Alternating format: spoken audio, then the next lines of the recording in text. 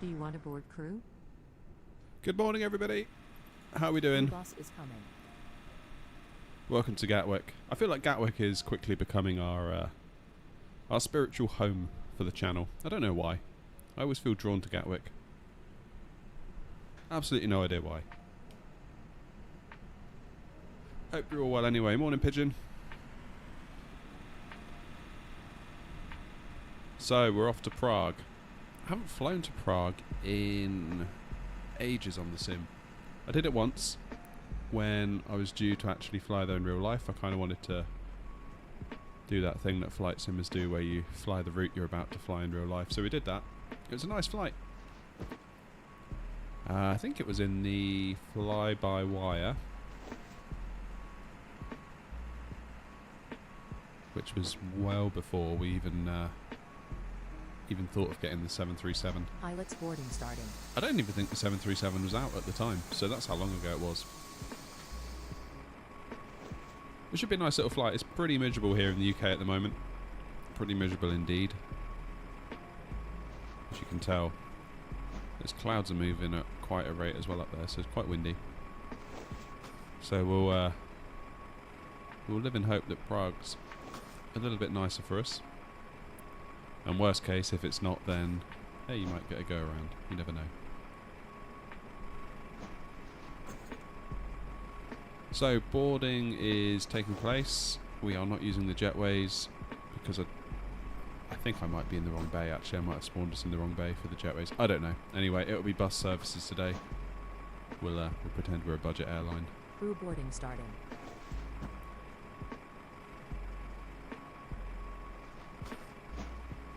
Okie dokie. So while all that is taking place, probably a good time for us to jump in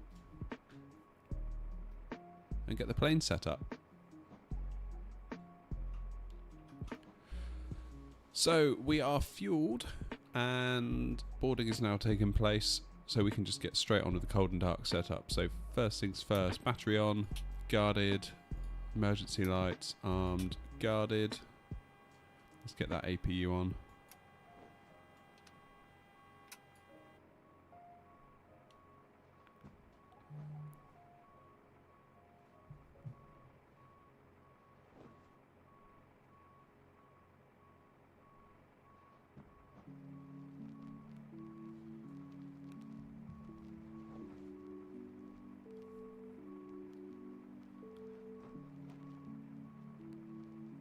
Very good. So we're waiting for this light here to illuminate. You can see the lights to the left and to the right are lit up. And this light here illuminating will mean that we're in a position where we can draw power from the APU.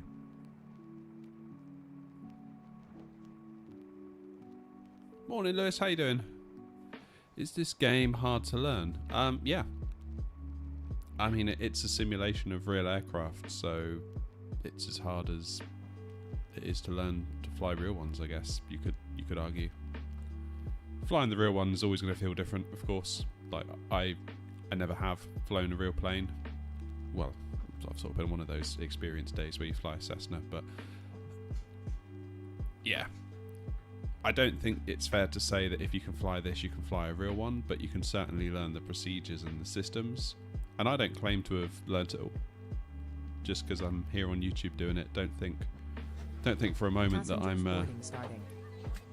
I've learnt everything and I know everything. I make mistakes. I probably do things that I shouldn't do in terms of setting the plane up. So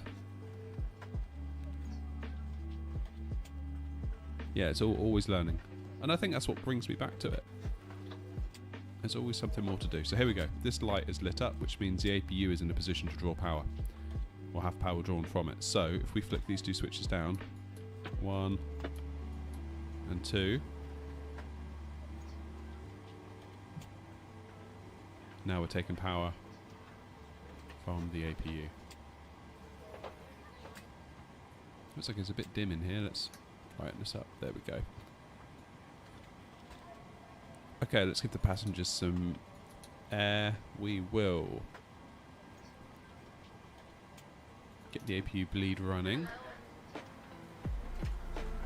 Switch these two to nav. Let's get our navigation systems working. We will do the yaw dampener on. Let's get our fuel pumps on, ready to go.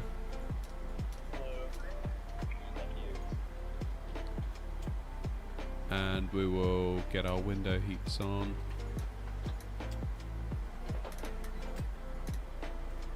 Very good. Hydraulic pumps, although they will come to life later in the setup process. That yaw dampener didn't quite flick down, did it? Okay. Let's get our logo on.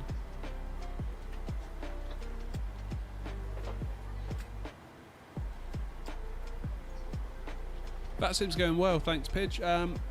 Yeah, it's a little bit tricky because this time of day there's really not much going on with that sim.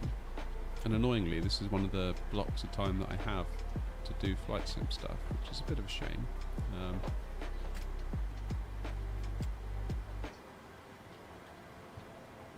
It does make you think.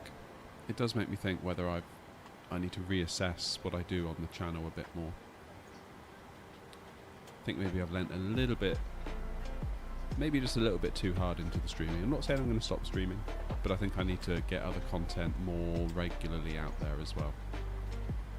Because the streams are good for the channel only when I'm live. As soon as I stop being live, those streams and the videos that are left behind from the stream are of no value really to the channel whatsoever. I mean, you get a few people that watch after the fact, but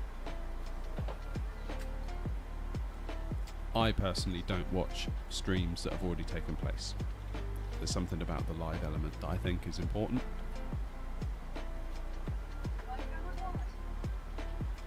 Okay, apparently we're cruising at 23,000 today. That seems awfully low.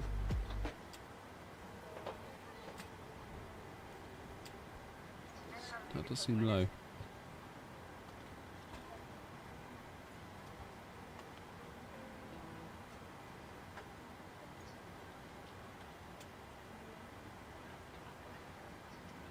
Wow, the elevation in Prague is over 1,000 feet.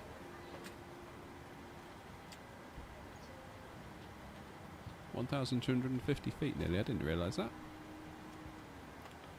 Crazy. Okay, what am I doing? I'm getting confused now. Fuel pumps are on. Aircon is set for the moment for the passengers. I think that's basically all we need to do.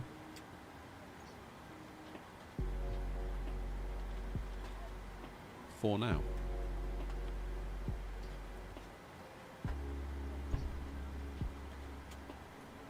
Which means it's time to do some work down here.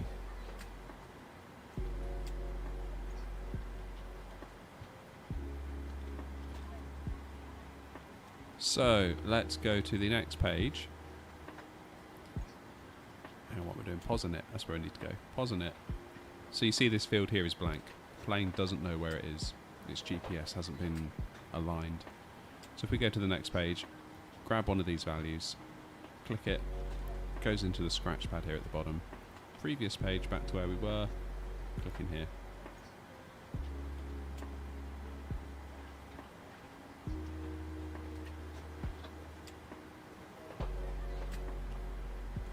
Yeah, I think that's right, Pigeon. I think maybe like an edited full flight video might be more valuable to the channel.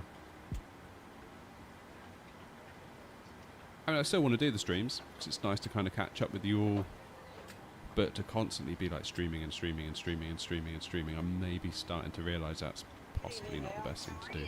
I'm doing good.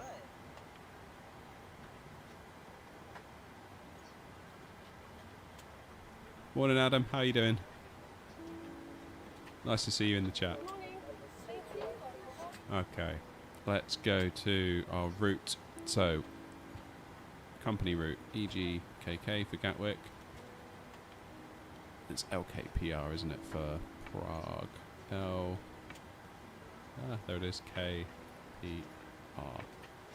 Click that into company route, activate, execute.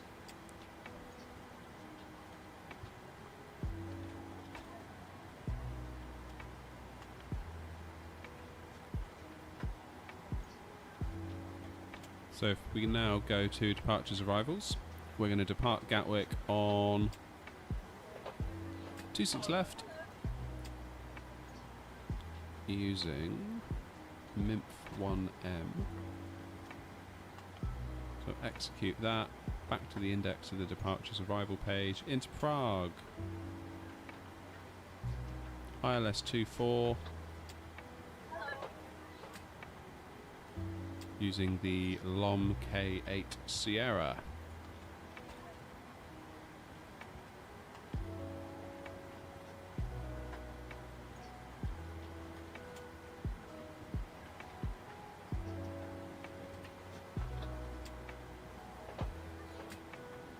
That's the problem, Pigeon. That is exactly the problem. You've hit the nail right on the head, is that I don't have a huge amount of time.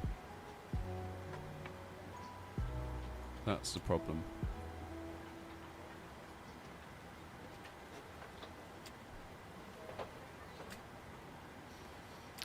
Alright, so we're going to transition via Lomkey, which is down here. So where's that?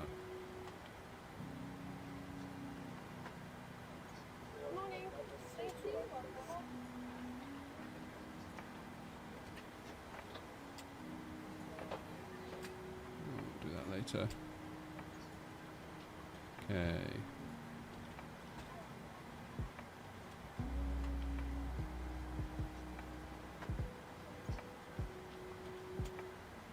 Let's do Irazu or Irazu, however you're supposed to say that.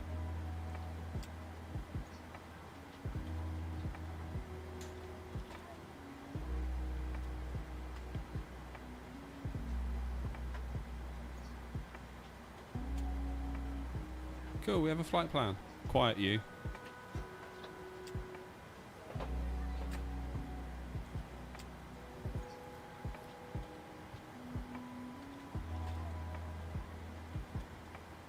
But yeah, to put it into perspective, what did I say? Perspective. Perspective. Passengers bus is coming. Like a typical stream that like doesn't get any donations. I don't get any new members, which, you know, that is kind of normal. I might make £1 if I'm lucky. Oftentimes less.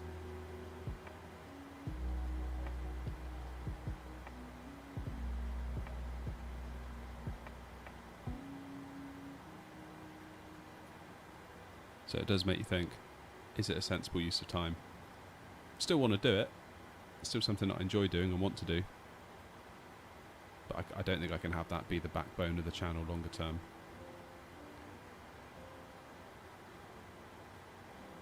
On the other hand, a video that ends up doing 30,000, 40,000, 50,000, 60,000 views, then you're talking Passengers boarding starting.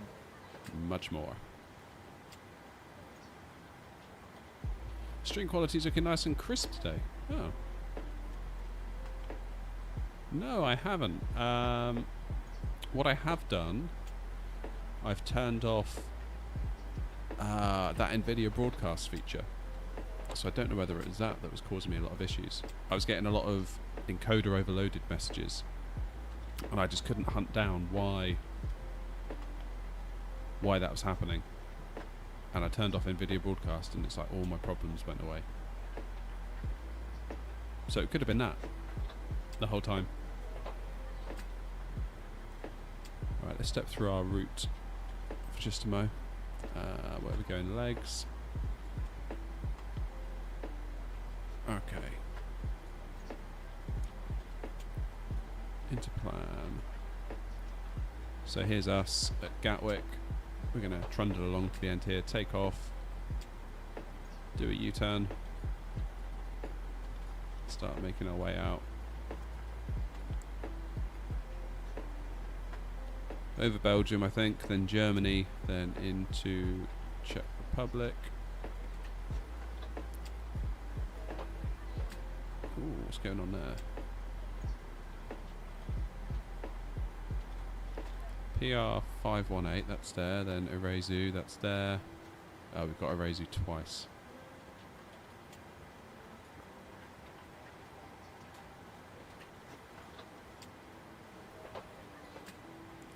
Let's delete that. Invalid delete. God, I knew it was going to say that. Alright, what we'll do... Can I delete that second Erazu? Erazu, then... There.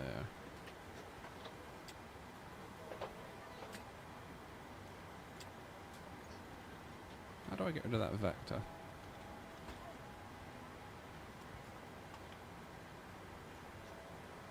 Doesn't want to do it, does it? Okay, we'll just take manual control at this point anyway and fly ourselves in. And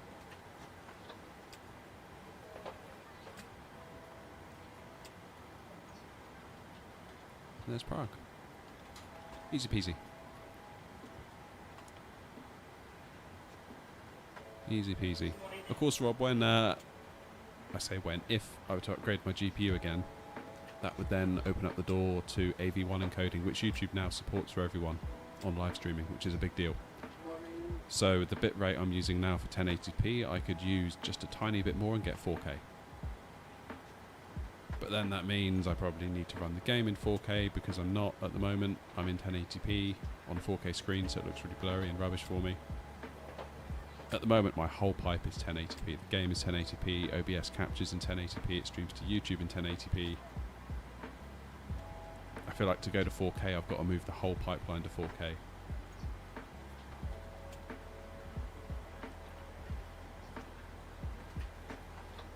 Alright. Let's go back to init ref. We'll do perf init request. The plane will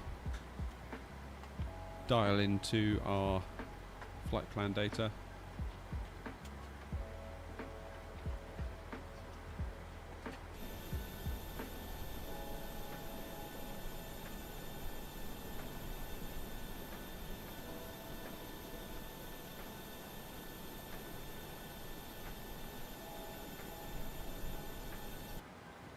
There we go.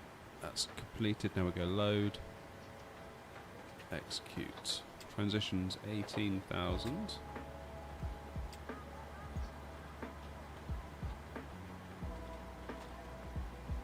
N1 limit we will leave alone. Take off. Flaps 5. We've got our V speeds. Center of gravity 23.7%. The trim of 4.8. What we are now. Basically bang on 4.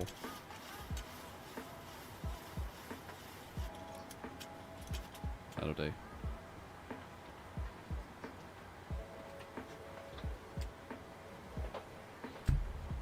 So I've kind of got it all, Pigeon. I've got a 1440p gaming monitor. I've got a 4K TV running in 1080p. So 4K with my 3070 it's not going to happen with this game.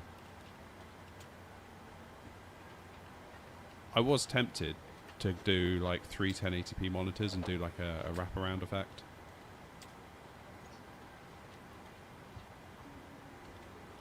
That would definitely be something I would be keen to do.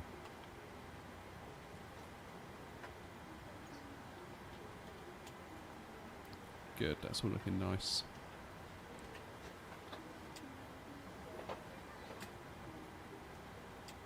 What was our takeoff speed for 147? So 147 plus 15. We'll put in the speed. 162. Runway heading is going to be 258. We'll get that dialed in.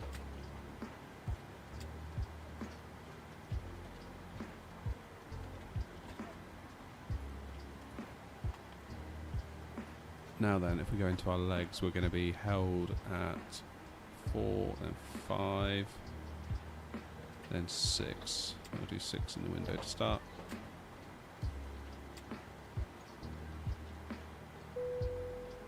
Hey, boarding's completed.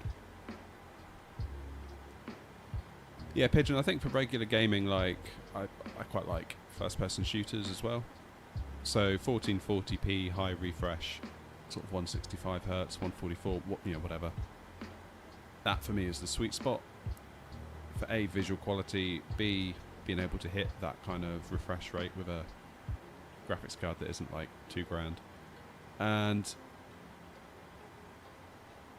price, really. The price of the monitor.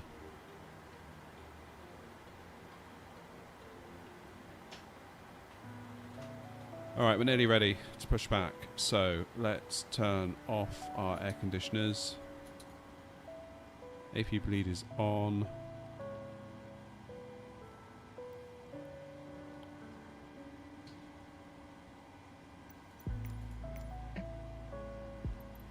Let's prepare for pushback and departure.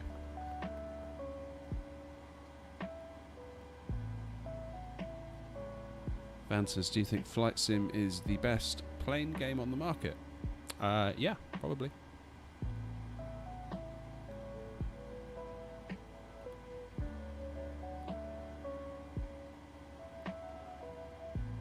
Hello, Captain. We are ready for pushback. And you got to consider as well that it's part of Game Pass. So if you're not sure about it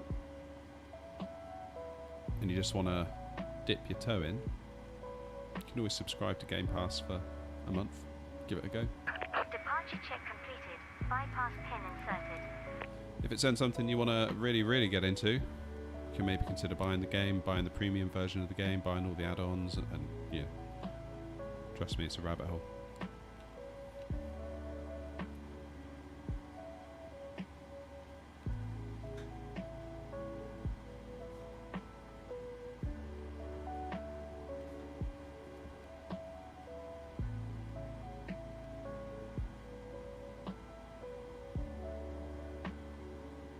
Locking gear. No VATSIM today, Zero. Nothing much online at the moment. Also, I'm not entirely sure I'm ready to manage a stream and VATSIM all at once. If you want to know the honest truth. Okay, nose right, tail left for us today. Release parking brakes, please.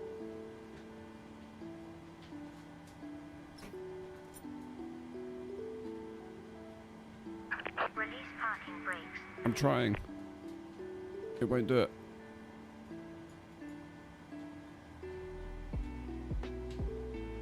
Release parking brakes, please. Why won't it do it? Come on. Release parking brakes, please. I promise you, I am trying. Oh, you know what I haven't done? My bad. Before we go, I've still got it in the Phoenix controls, I bet. Yeah. Boeing. That would have been interesting had we started the engines.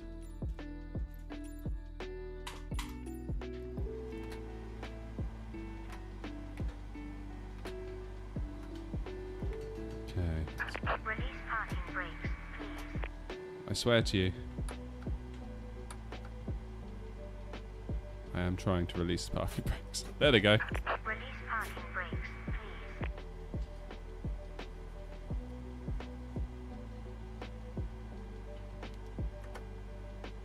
Release parking brakes, please. I have.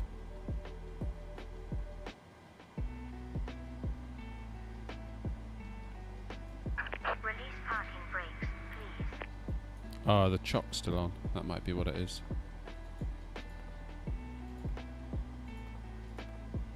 Release parking brakes and push. All engines are clear. Start at will.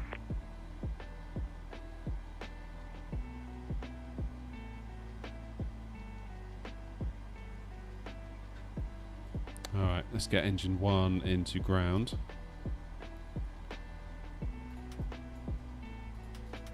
Should have done that before we left. My bad.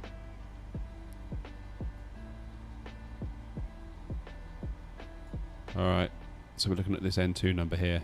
When that gets to about 20 to 25, which is, we can add some fuel.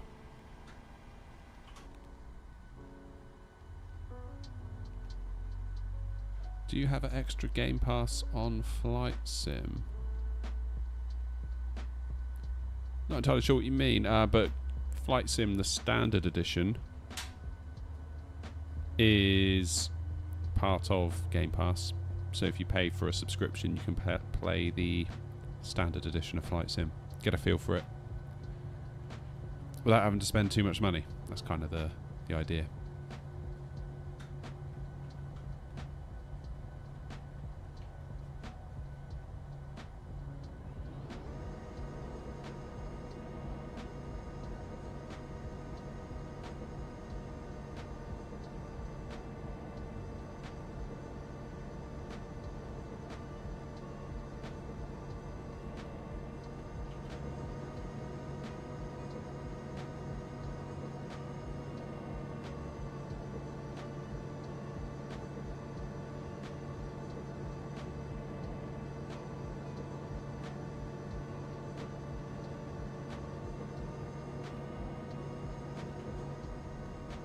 Why can I still hear the sounds of the flaps?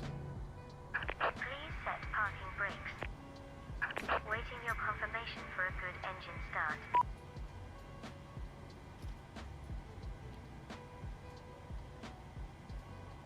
Alright, let's do engine number 2. N2 is beginning to climb.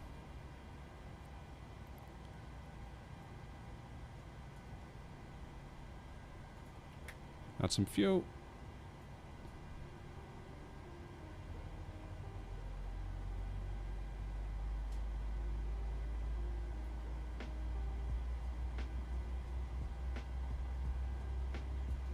Alright, let's do rejected takeoff for the auto brakes. We'll arm the auto throttle.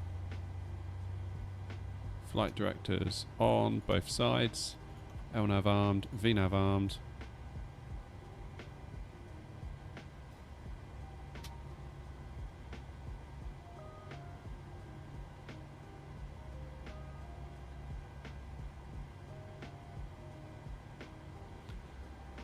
Zero, yeah, it's sort of a virtual... It's not really a virtual airline.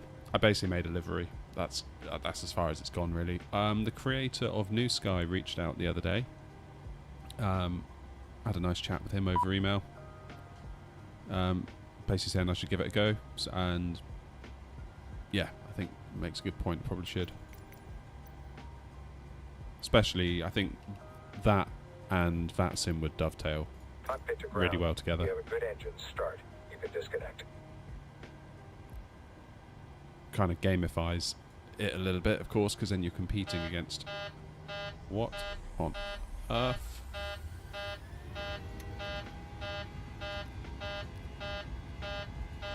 What just happened there? Why did my throttles just go to, like, toga? Did I accidentally click the toga button? I think I might have done. My goodness. Unlocking the nose gear. Maybe I've got a button map that I was unaware of. Let's try that again, shall we? Why did it go toga then? I must have accidentally clicked, because that's like that little screw there. If you click it, that's like the toga button, weirdly. Disconnected. Bypass pin removed. Cheers, Billy. No, not on VATSIM today. Left is We're just clear. having a chill day today. Right is clear. And obviously, not a lot's online anyway on VATSIM at the moment. Wrong time of day, I think.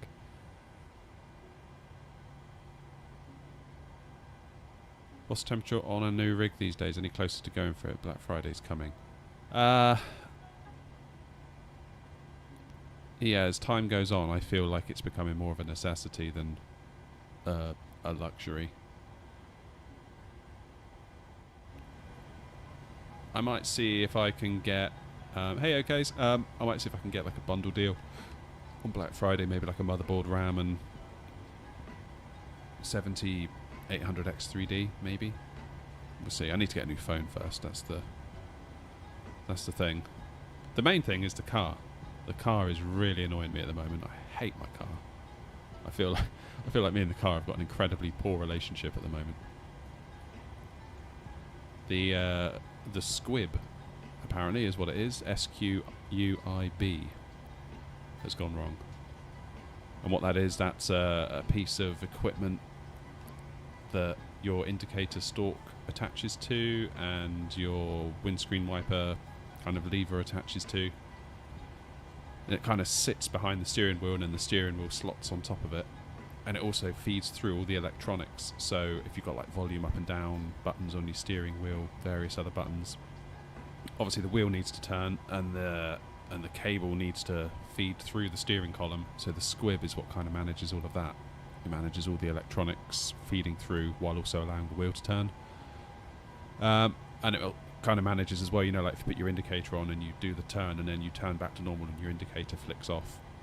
That's what manages all of that as well. However, R1 has decided to fail, and so it's cut all of the electronics to the wheel. So the airbag warnings are going off saying you haven't got an airbag. We have got an airbag, it's just the signal can't reach the car computer. So that's good fun at the moment, trying to sort that out. I long for the day when I don't need a car. Alright. I think we're getting ready. We're ready to taxi nearly. Let's do Pro Pete. Let's get these back into auto. Taking forever here. APU bleed off. Take power from the engines. APU off. Strobe and steady. Taxi lights on. Let's do wings, I guess. Never sure whether I should do wings or not. Guessing we don't have fuel in the centre tanks. No, we don't.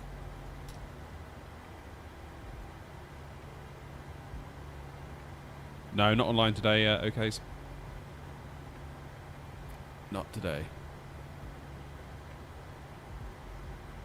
Good. Don't think I'm missing anything horrendous. It's all looking okay. Beautiful. Right, let's get the cam on.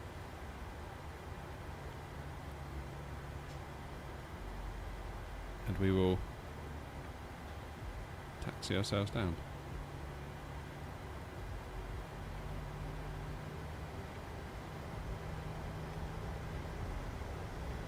Oh, the brakes are still on, aren't they? Why won't my brakes go off?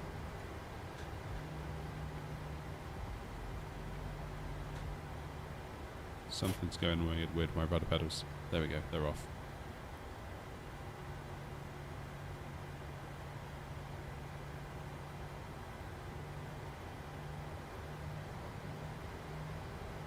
Hey Kooky.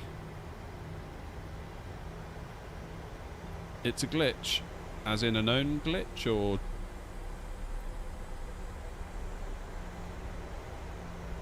just a me glitch?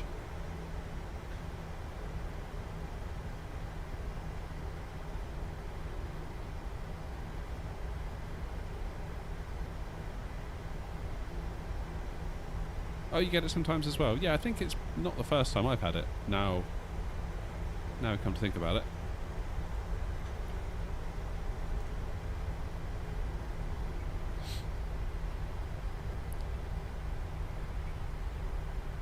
So yeah, the plan is try and get this car sorted out.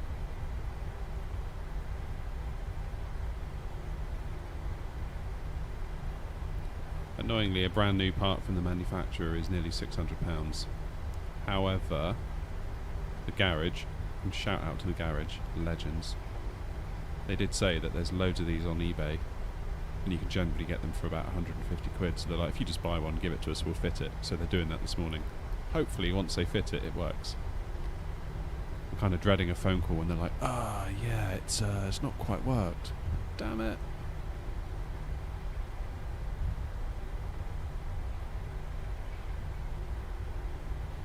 But fair play to them though for offering to just, for A, telling me that, and B, being happy to just fit parts that I buy myself.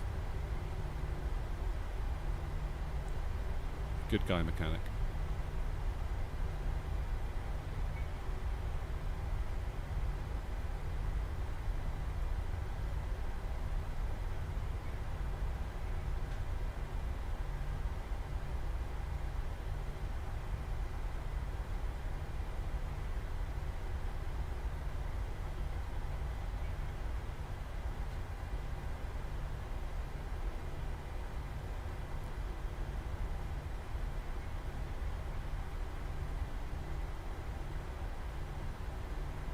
Yeah, sorry Pigeon, they're mine.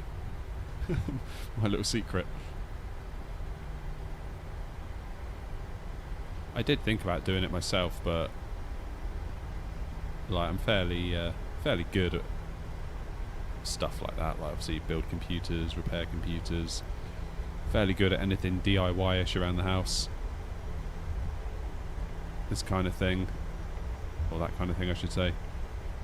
Part of me is like, do I just buy the part and take the wheel off myself and try and...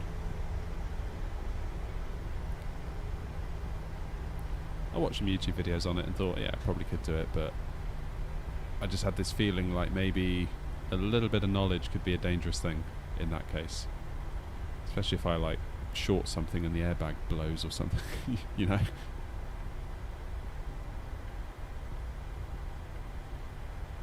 Yeah, this airport is great. It's actually free. It's just the free version of Gatwick on flightsim.to. It does, however, absolutely ruin your PC's performance sometimes, so do keep that in mind. It is rather demanding.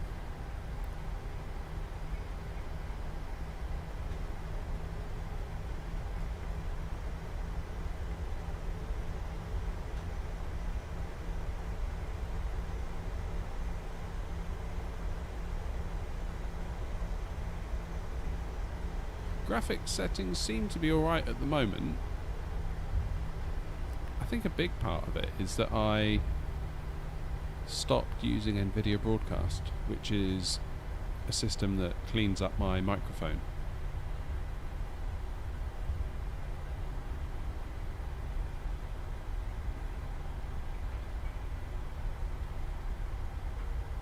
So it uses the AI tensor cores on the GPU to take my microphone feed and use AI to clean it all up.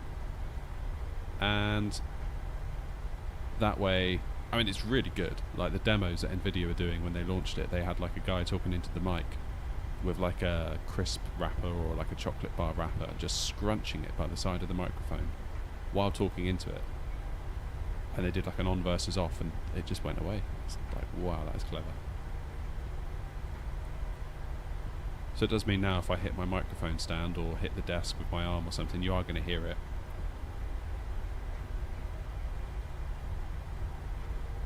But it does mean the stream is a bit more stable, so I think we just have to live with that. What specs are we using? We are using a AMD Ryzen 5600X with a 3070. And we have 32 gig of CL16 3600 memory. Let's put engines into continuous. I do run my turn offs because it's a bit bleak out there. I need to study lights in general. I feel like this bottom panel here, I'm just winging it massively. Never quite sure what I'm doing, to be completely honest. We're going up to 390. Why did SimBrief say it was only 23,000? I did think that was weird that it said that. Alright, I think we're good.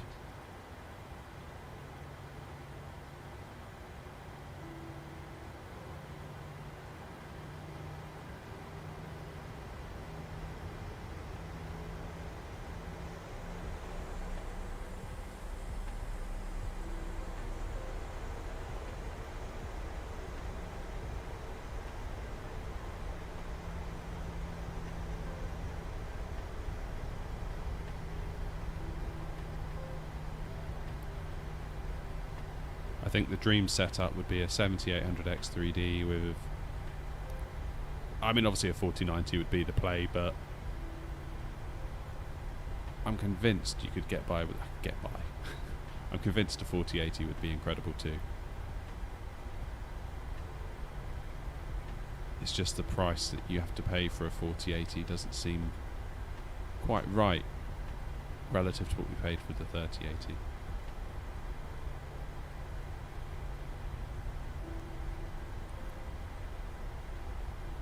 Oh, there goes the frames.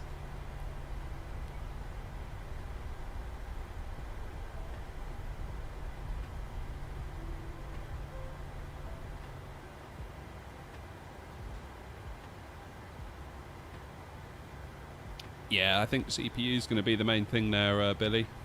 It's more often, and good job I'm not on VATSIM, just sat on the runway here, but if I go display FPS lit, limited by main thread, and I knew before I even clicked into it, it would say that. It always says that. So my GPU over here is just chilling out. Hardly breaking a sweat, whereas my CPU is like, I can't do it, I can't do it. That's because the game is so reliant on single threading, so you could put a 16-core CPU on this, it'd make little to no difference. It's the single-core performance. So I'm going to take a view on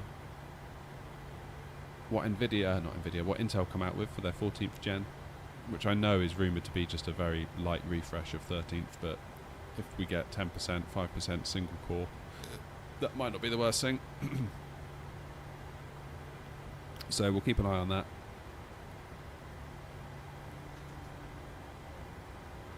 Oh, Pigeon, that's interesting. You've got 7800X 3D with a 4070 at 1440p, frame gen on, but TAA, anti-aliasing, everything on high, ultra, runs like a dream. Nice. Is that with like PMDGs and Phoenixes? I did have a 4070, albeit briefly. We'll talk about that when we get up in the air. So let's get gone, and then yeah, there's a story to tell about that. So holding it on the brakes. Yoke forward.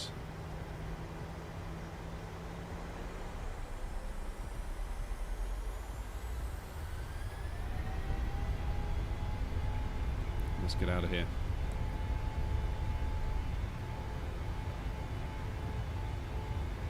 Getting knots.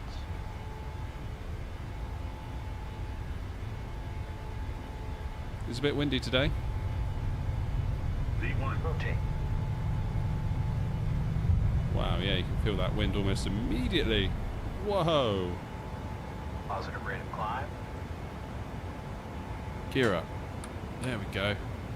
Flip. That was windy.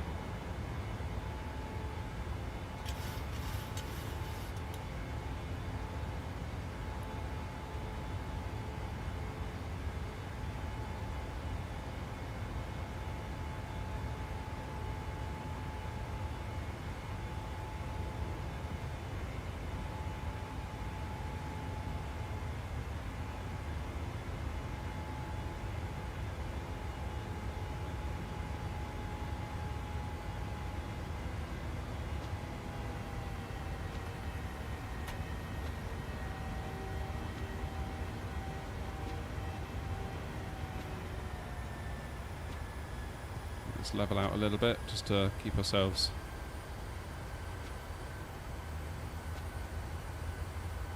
under that 4,000 feet limit that we're going to have initially.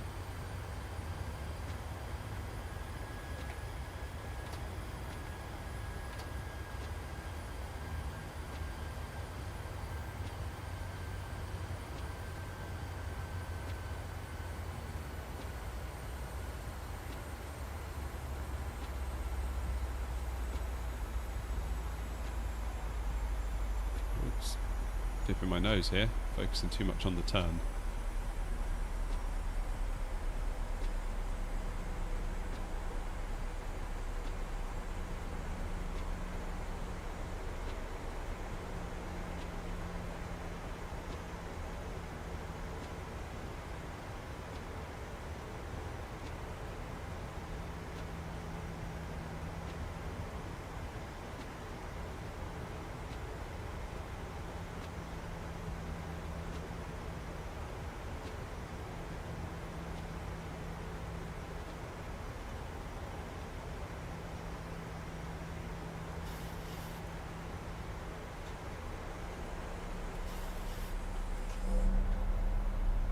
There we go, let's get the map on. Start to make a bit of a mess of that.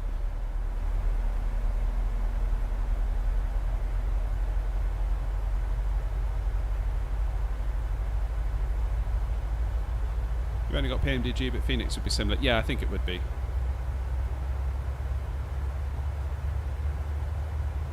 I think roughly I get more or less the same PMDG and Phoenix these days.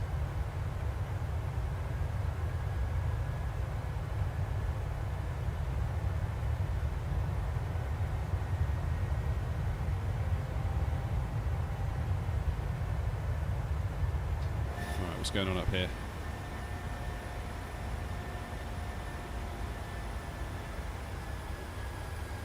Engines out of continuous.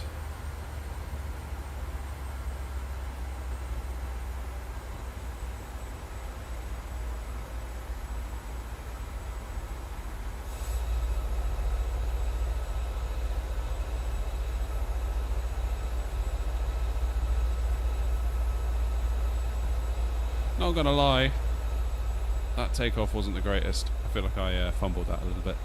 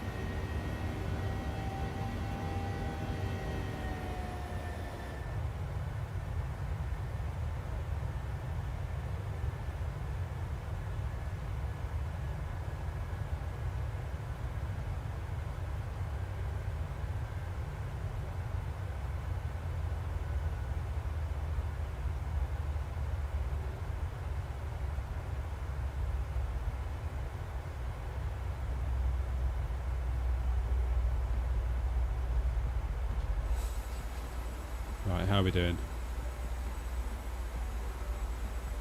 So we're being held at 5,000, next waypoint 6.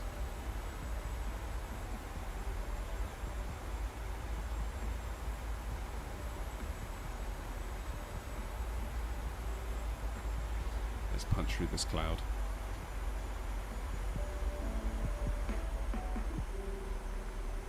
Yeah, that wind was intense coming out of Gatwick. I wasn't quite... Well, I was ready for it, but I wasn't quite ready for it, if you know what I mean. Equally, I'm not sure I quite controlled the pitch of the aircraft correctly as we were going through that first big turn.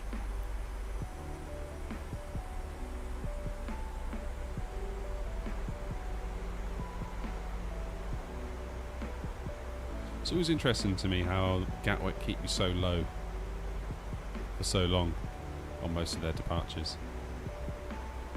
Like there's one where it's like you're almost into Norfolk before they let you pass 6,000 feet.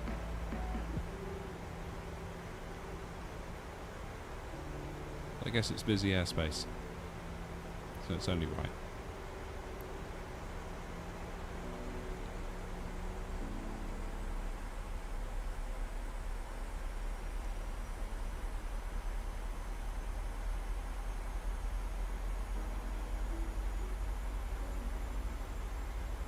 That's good to hear though, Pigeon. The 7800X3D is doing well. 60 to 90 is a good effort, even with the frame gen.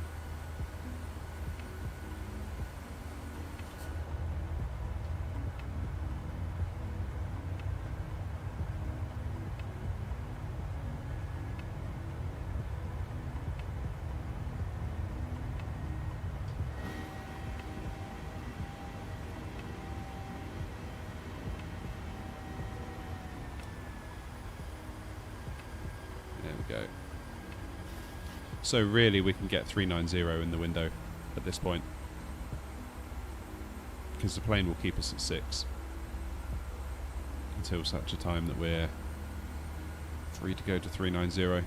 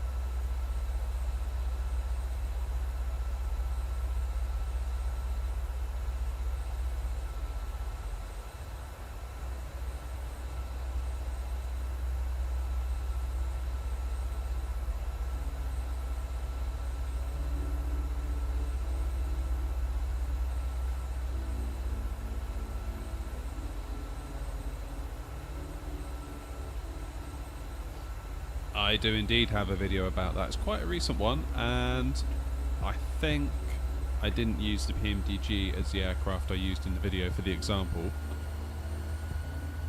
but the principles should still apply.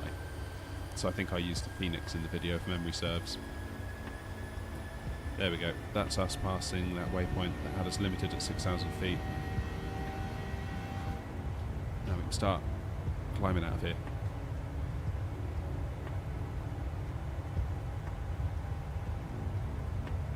The other option, of course, is if you go onto flightsim.to,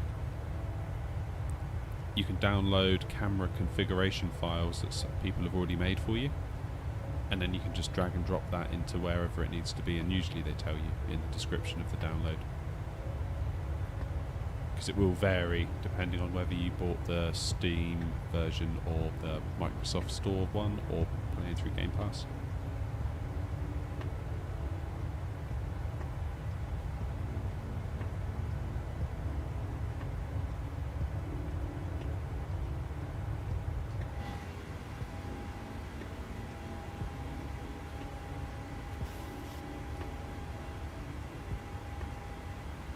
Alright, 10,000 coming up.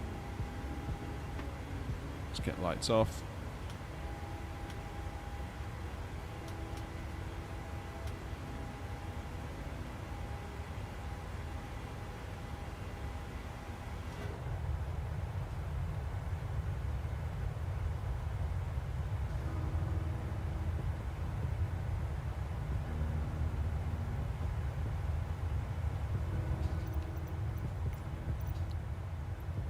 Let's have an external view, shall we?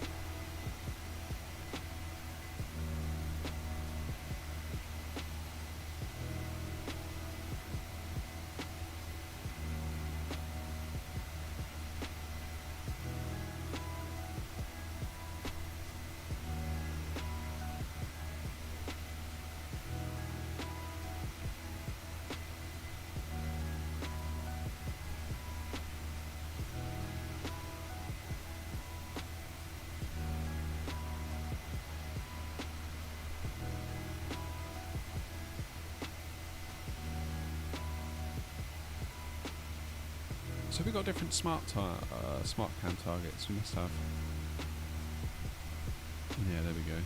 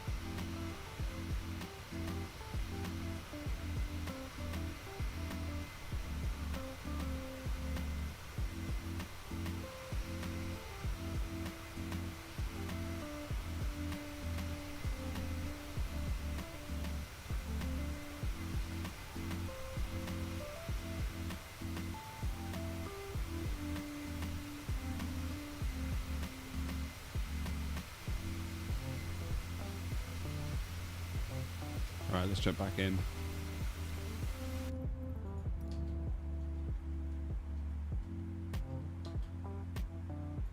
Standard pressure is set. Projected takeoff is gone. Everything, dare I say it, it's looking good.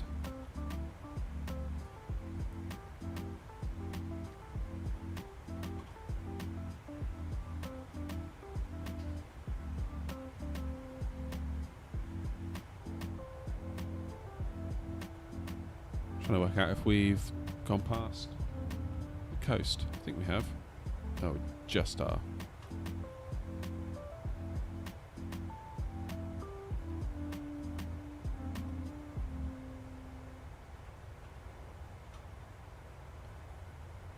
Yeah, there it goes.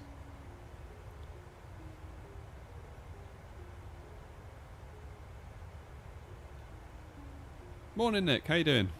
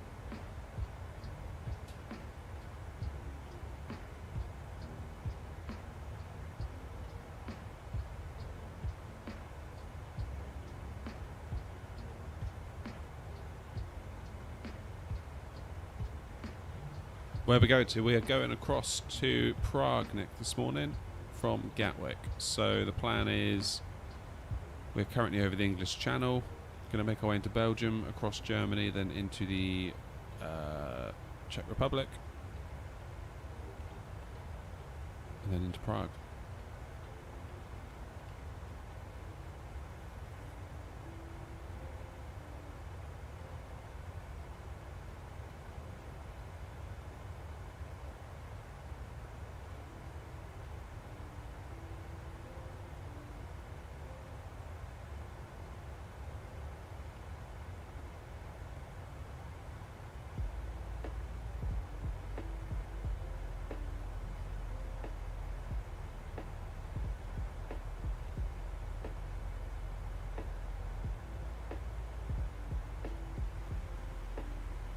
So got another 15,000 feet to go, then we'll be in cruise.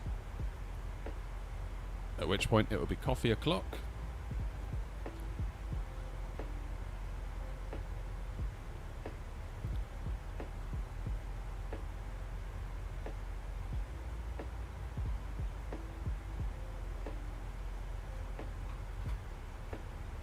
Sorry I couldn't get a stream in over the weekend, by the way. I had meant to. That was the plan. But my wife came down very, very poorly over the weekend. She's fine, just like a stomach bug, but they're not fun. Which also means I kind of feel a bit like a ticking bomb. Same with the kids as well.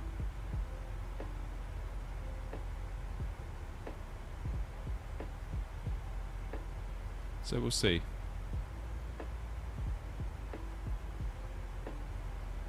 Usually these things have an incubation period of 2 to 3 days, I think, so if it's going to happen, like any minute now, I really hope that doesn't happen.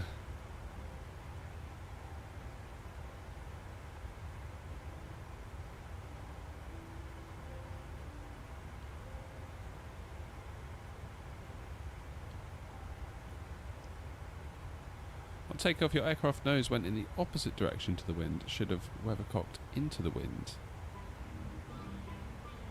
So I think the wind was coming at us sort of from the left hand side of the aircraft, I think. Obviously I can't scrub back the sim and see. I guess you can on YouTube. Which would make sense, I guess, if the wind is hitting the tail of the aircraft from the left, it then pushes the nose to the left. That's certainly what I felt when we lifted the nose, I think. Probably just bad piloting on my part, to be honest. I felt like I messed that up a little bit. Just that whole departure was a bit of a mess.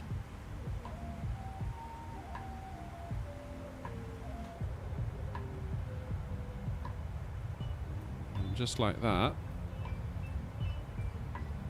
we are on the continent.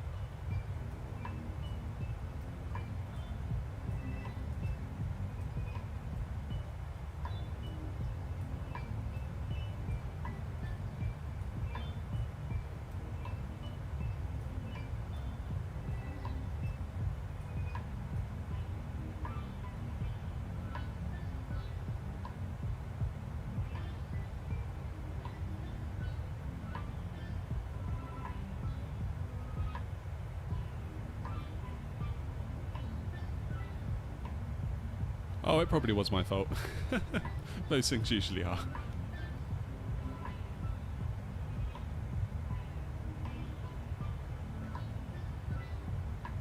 Oh, you saw the video. Nice.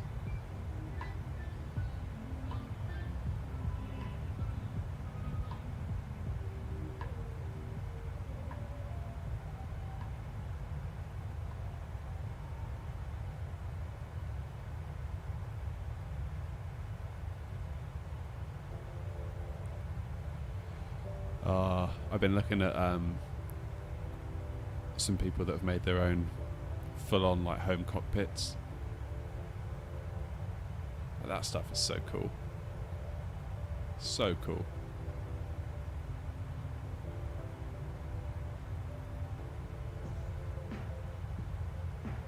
Must not build a home cockpit.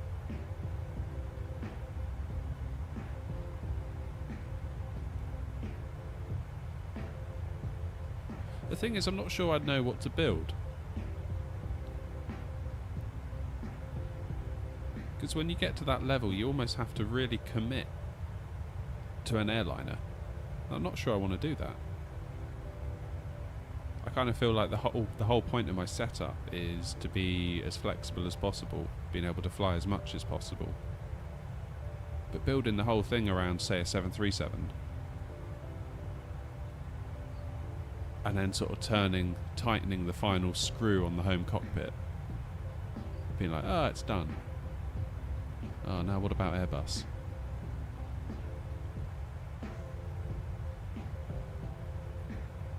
I think if I were to do it, I would kind of look at all the controls. So like I'd be looking at this in the Boeing, looking at all these buttons, and then looking at the Airbus equivalent, trying to work out which buttons can kind of double up for Airbus and Boeing, and then work out what Airbus buttons specifically you would also need and what Boeing buttons you would also need specifically. And I'd almost try and make this like hybrid cockpit, I think. And again, like up here, this panel does not exist in the Airbus, so you would need it for the Boeing.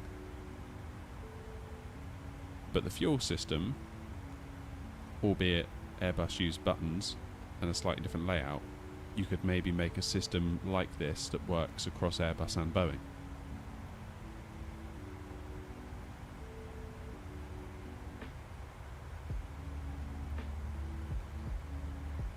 So I'd almost need to make a list of all the Boeing buttons and all the Airbus buttons and see which ones can be shared, and then work out which ones would need to have their own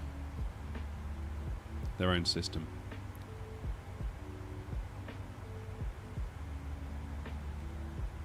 I guess we'd use something like MobiFlight or something like that, you know.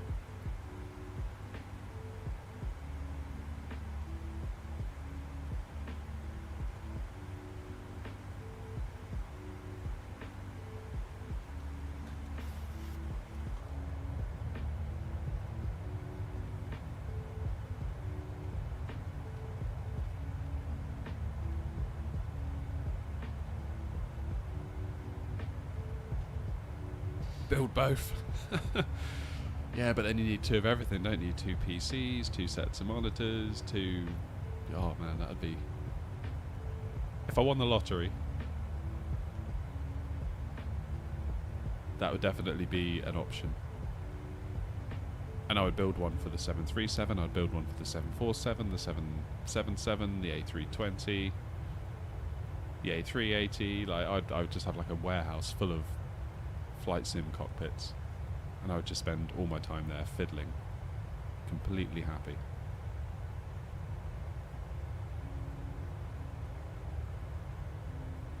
I think when some people think of winning the lottery, they think like mansion, sports cars.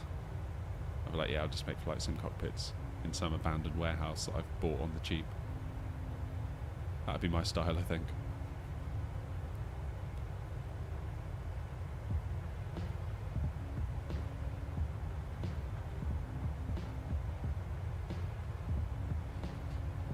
CSA approved. Yeah, the graphics on those don't look that good though. I'd almost want flight sim like MSFS.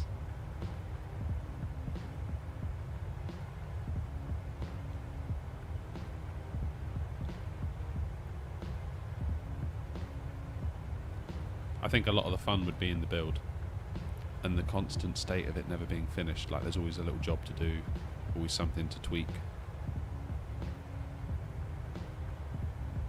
I love all that kind of stuff.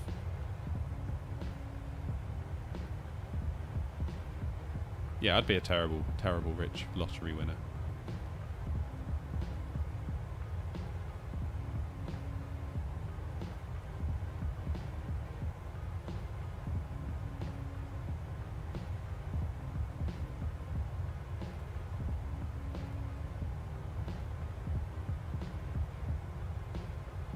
A lot of my money would be going to flight deck simulations.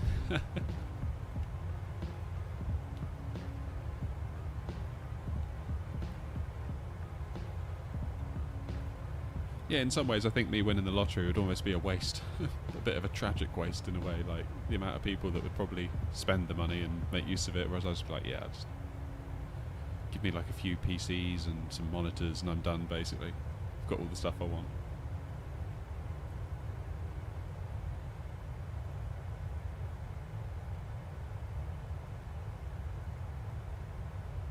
Like, I guess like a mansion is like the go-to thing, isn't it? It's like if I won the lottery, I would buy a big mansion. It's like, well, fine, I guess, if that's what you want, but I'm not sure I would. Just a bigger box to live in.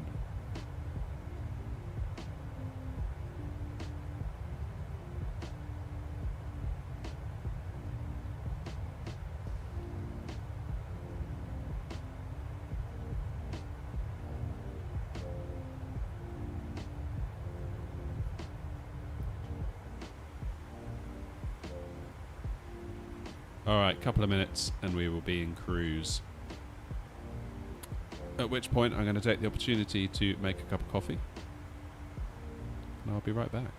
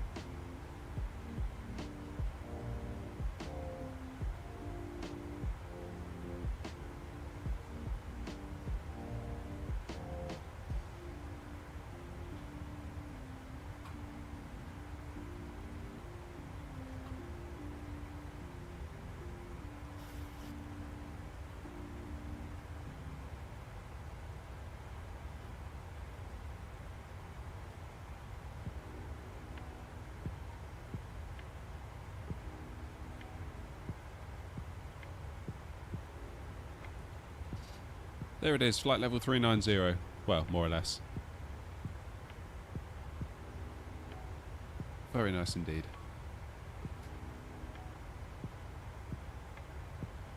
Not entirely sure what the weather's looking like for us in Prague when we get there. Let's have a look actually. Airport, Prague.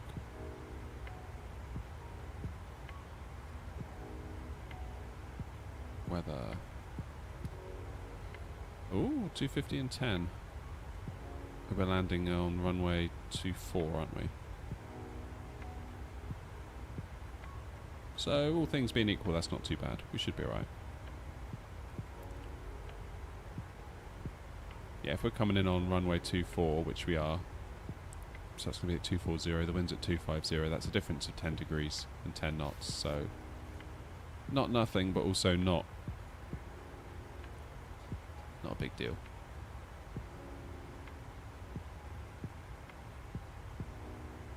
Thank you for all the likes today, by the way, guys. It really does help the stream a lot. It really, really does. I can't emphasize that enough. Like this. If you want to help out, that's like the one thing you can do that costs you nothing. That just is such a huge help.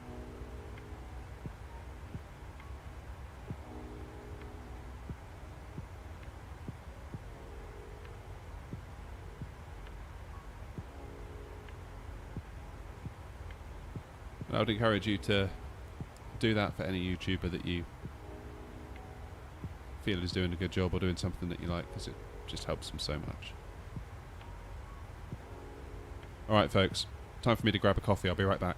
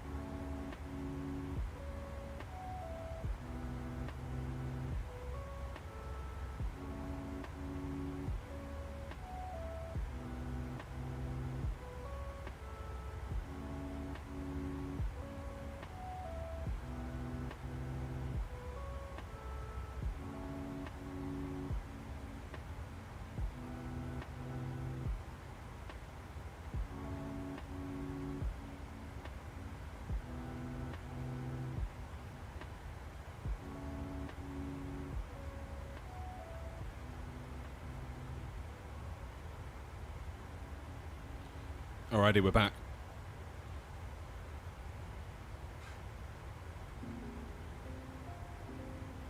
With coffee.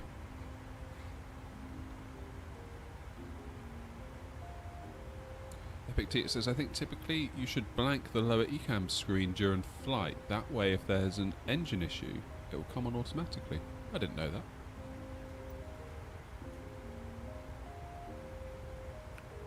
So this one down here, yeah?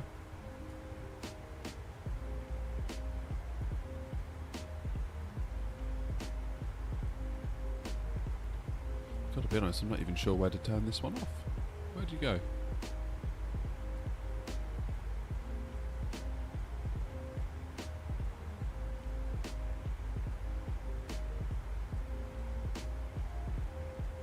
Lower DU. There we go, so it's ND. Oh. Norm. There we go, like that. Is that right?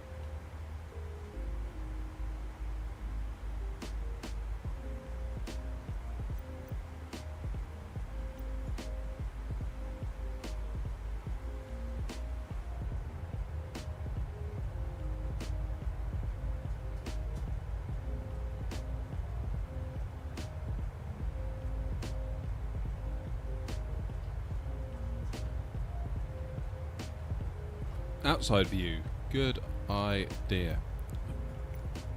Let's switch to that.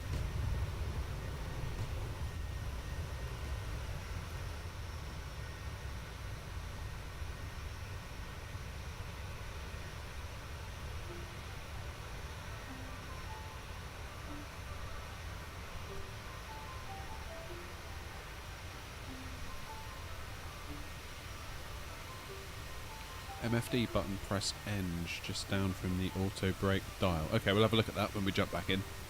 Appreciate it, thank you.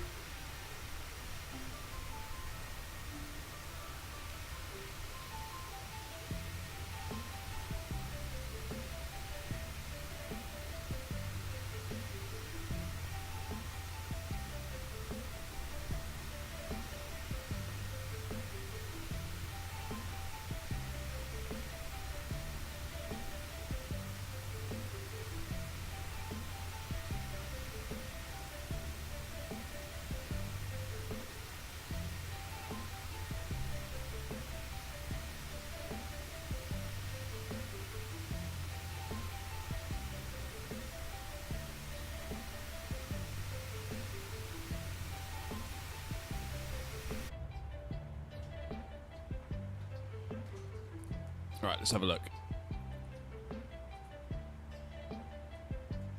Does this sit here?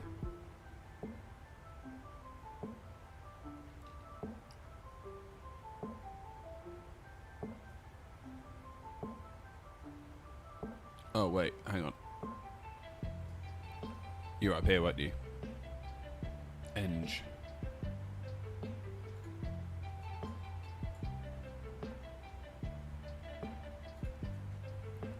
Got it.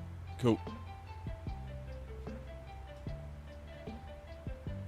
Cool. Yeah, got that. Thank you.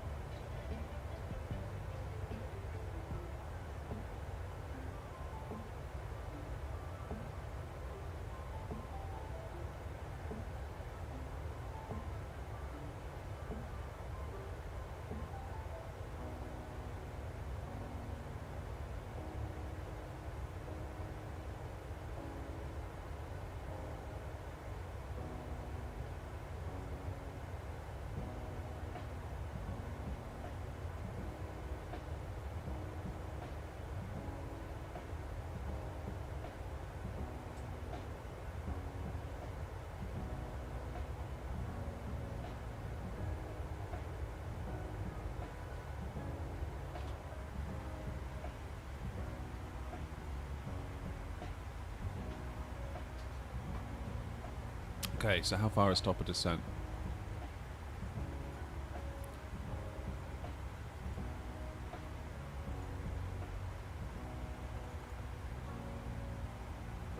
Got about another 3 waypoints. Of course, we could be lazy.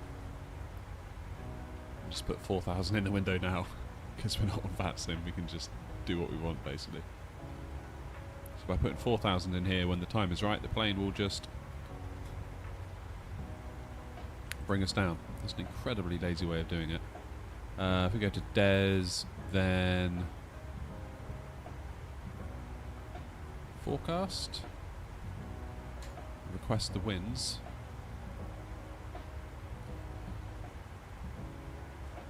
It should.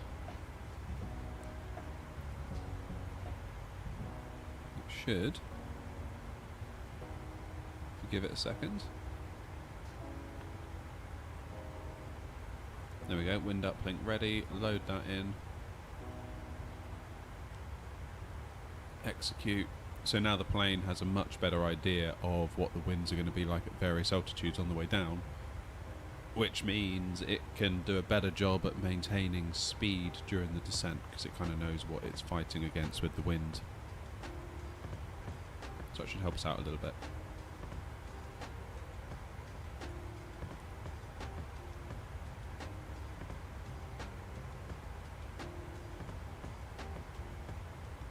Yeah, so we've probably got about 150 miles-ish to top of descent.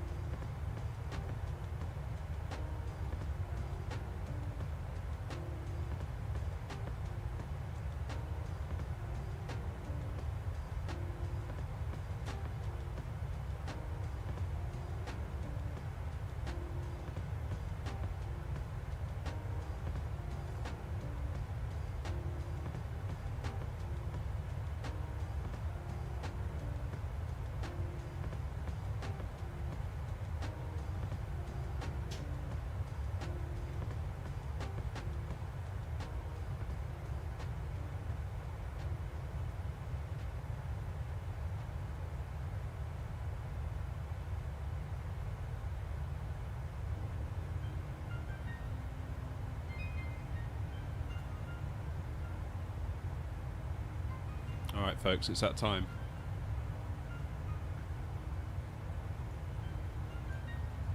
Time for Wordle.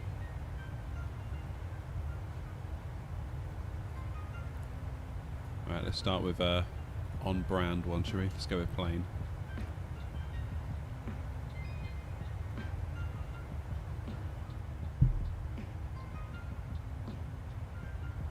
Tell you what, we'll move Wordle over here so we can still see the views.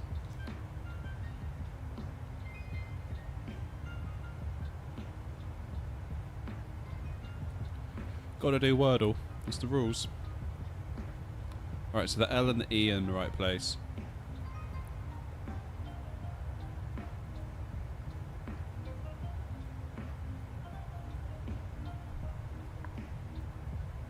So what could it be? Something L. Something L. Blame? Could it be blame? No, because the A's in the wrong place.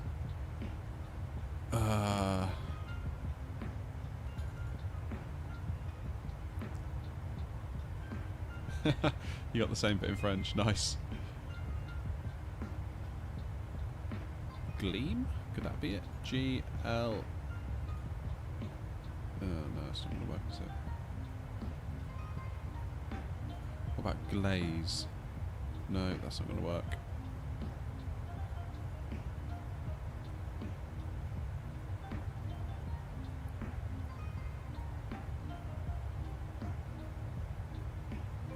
about sluh, sluh, sluh, sluh?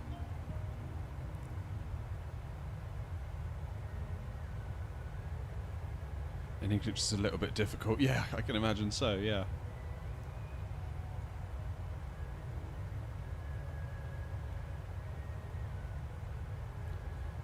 Feel free to suggest anything, of course. Obviously, if you know what the answer is, maybe don't do that, but...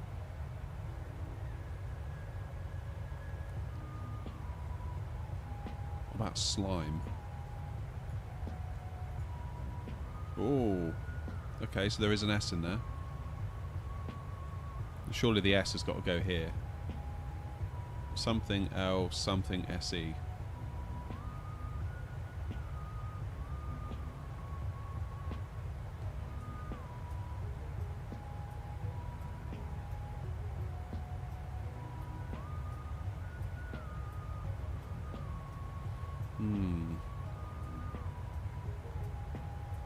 Yeah, I have tried the P.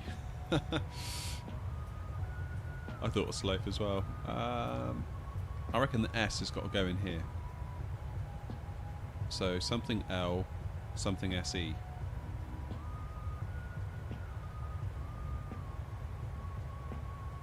Ooh, close.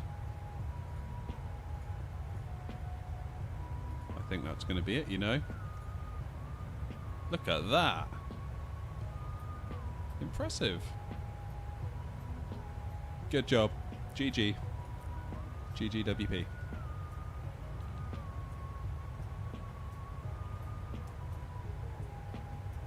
That was a good effort, that. Well done.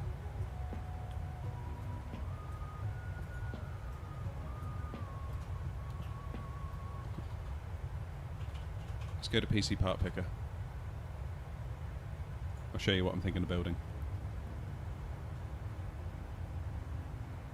So this is what's on the shortlist, which I think is what this is the one that Pigeon had earlier. 7800X 3D. Not 100% convinced on the cooler yet. Keep in mind that I already have an AM4 system, so the coolers should be compatible. But if I'm going to build a whole new system, I should probably sell the one I have.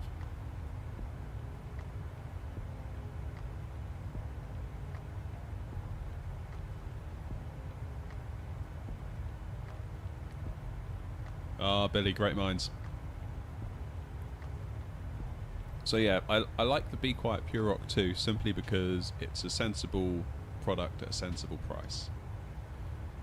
I mean, if we remove this, I mean, it frightens me what you can spend on these all-in-one liquid coolers. I mean, you've got the Cooler Master ML240L, which is relatively cheap, really, 130 for a 240mm.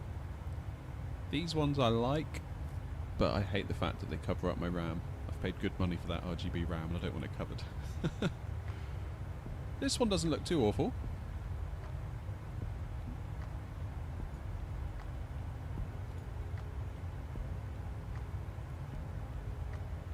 That one looks alright. Obviously no RGB fans, but you do get the little screen on the pump head.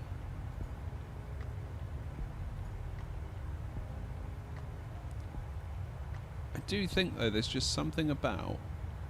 Oh, this is quite a nice one from NZXT.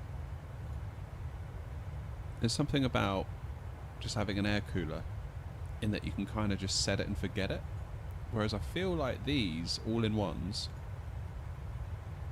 there's an element of it's going to die at some point, you know?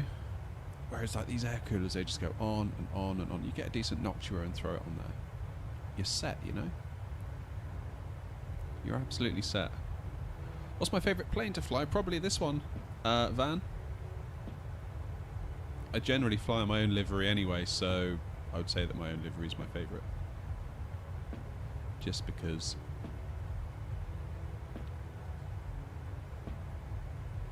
yeah, it's frightening what you can spend on these AIOs.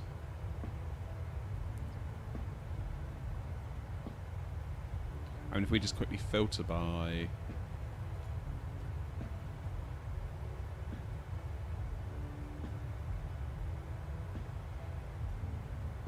we filter by just NZXT, then we'll get a load of all-in-ones. And look at that one. How much was it? £213. That's a processor. You could buy a processor for that. I think that's where I start to get a little bit jaded.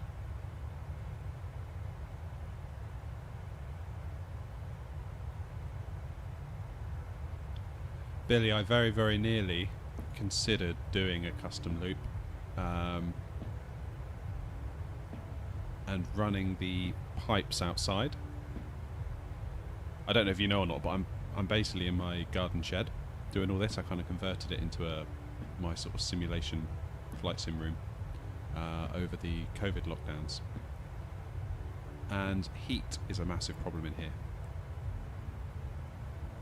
So I very, very nearly considered doing a custom water loop, then boring through the wall, running the two little pipes through the wall, and then having the radiators on the other side of the wall.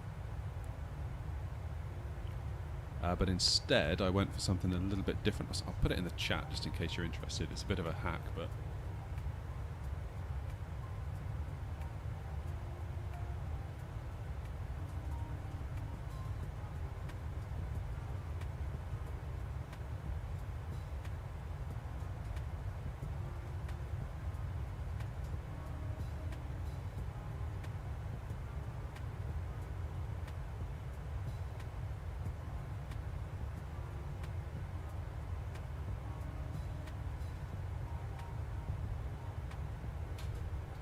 There you go. So that's my other YouTube channel. Basically, if I make a video where I don't feel like it fits or belongs on this channel, it goes over there. So feel free to sub if you want, but obviously no pressure. Yeah. I'm surprised it worked, but it really kind of has worked. So it's kind of taken the pressure off, needed an all-in-one for now. Does the 4090 Ti exist? No, it does not. 4090 is as high as they go at the moment. So let's pop a cooler back in, shall we? Let's go with an air cooler.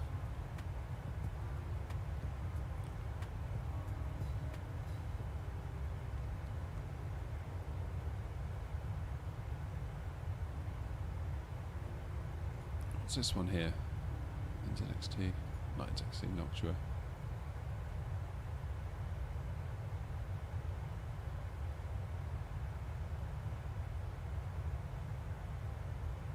This one's been going around a lot, hasn't it? The Peerless Assassin. I've been seeing a lot of that one in like the YouTuber space.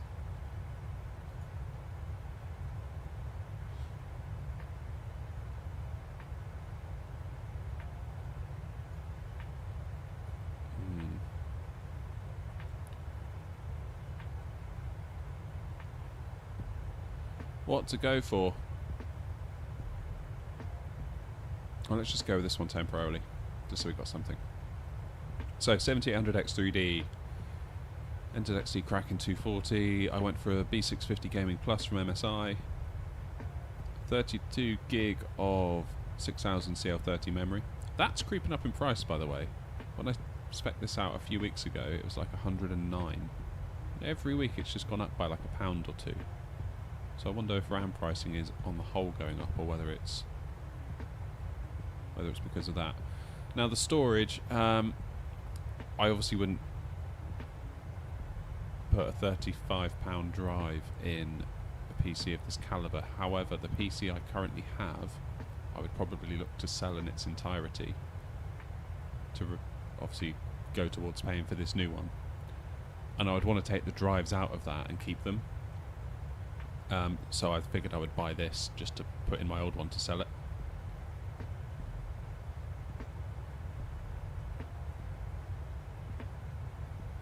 Video card, I went with a 4080 Eagle, £1,119.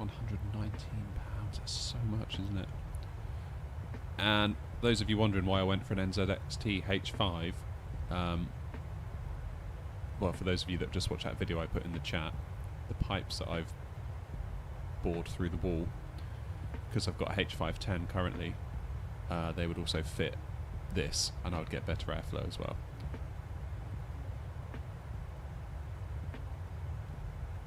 And then finally, a Corsair RM1000E 130. I made the mistake this time of going with the 650 watt in my current build, and I feel like I just cornered myself really. Didn't really have a lot of room to upgrade. And what's the damage on that? Flipping heck, £2,000. Yeah, I would need to get at least like 800 quid, I think, for my PC to really consider.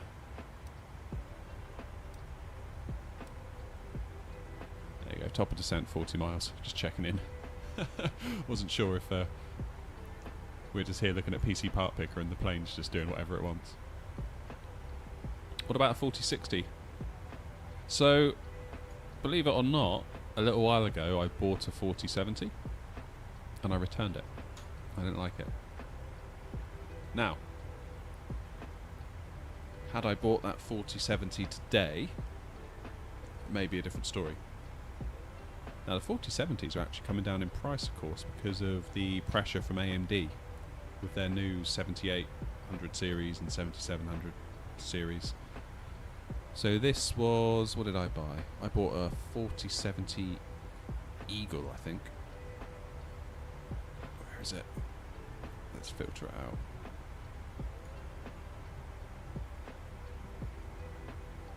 Gigabyte Eagle. Did I get the Eagle OC or just the Eagle? Let's filter it a minute.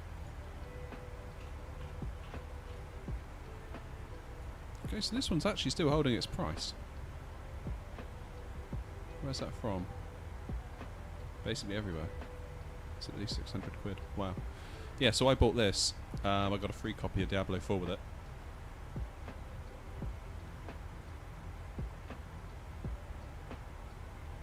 But all it did was crash my sim constantly. It was a nightmare.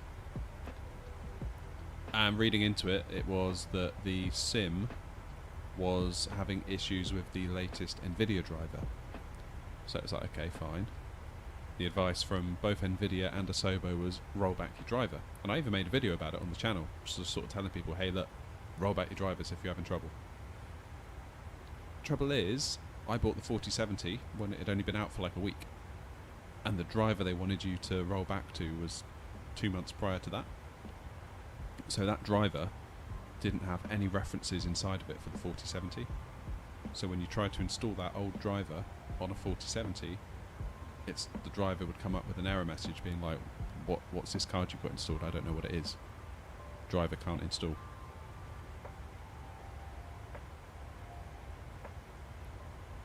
So I couldn't roll back to the stable driver, and my only solution was to wait for Microsoft and or Nvidia to sort it out.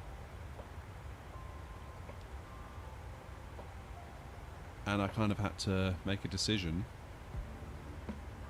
basically being like, you know what, I've got a channel to run here,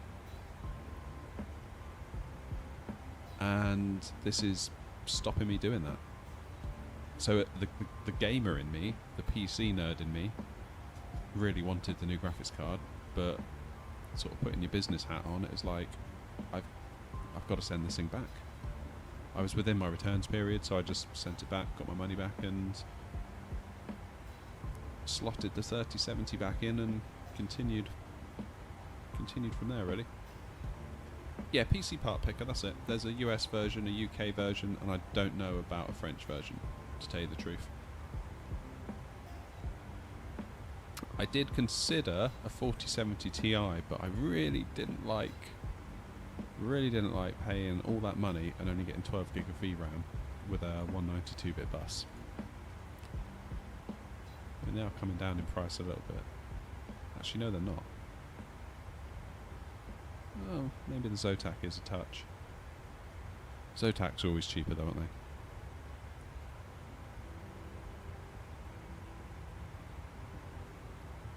Yeah, still running it, Billy. Still running it.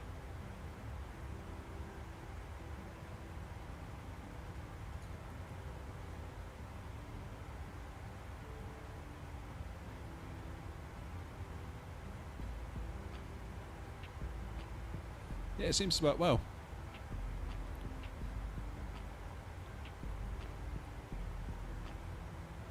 I think the only issue with that case in general is it's a little bit starved of airflow. I say a little bit, a lot bit starved of airflow. Which is why I was looking at the H5 flow, because in terms of dimensions it's the same, so the holes that I've made and the ducting that I've ran could then go on to the H5 flow with minimal adaptation. I'd need to add another top fan exhaust pipe, because of course it's got two. You can fit two fans, two 120s in the top of the H5 flow. But then you've got two decent intakes as well to like just get that air through the case.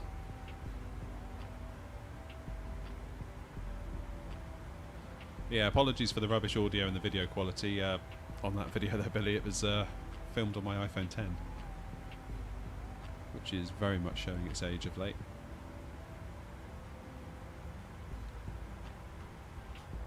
Which is why, with a bit of luck, we'll be pulling the trigger on a new one in the next week or two.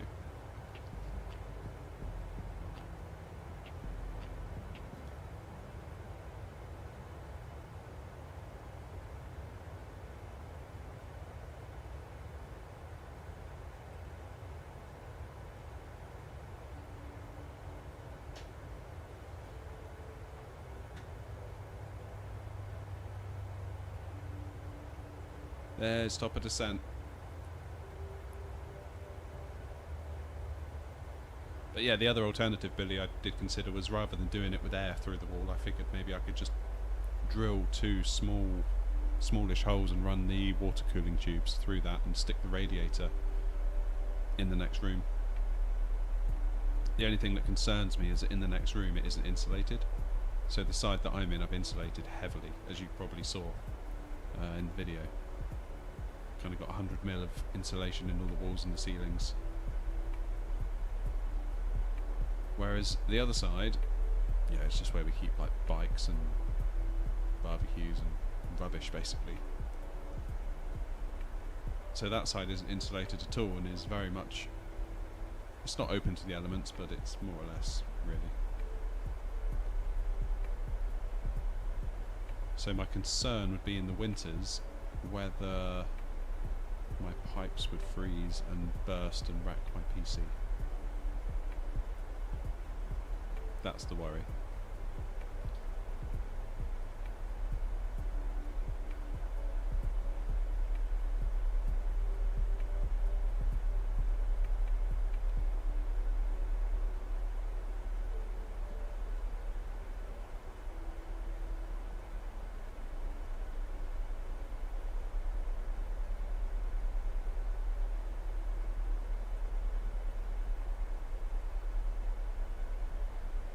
What's that, Billy? The iPhone 10?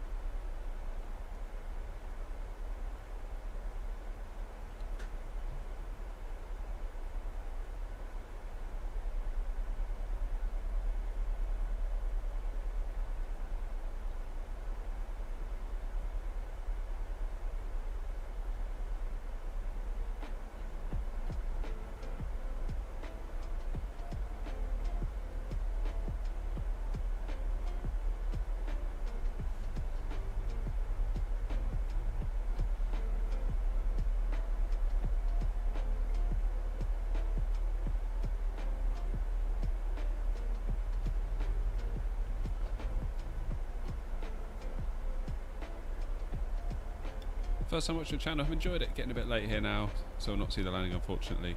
Hey, no worries. Well, like I say, the stream will stay up, so you'll be able to come back and see what a mess I make at a more convenient hour for you. Appreciate you coming along today though. It's been nice having you in the chat. I hope to see you again soon.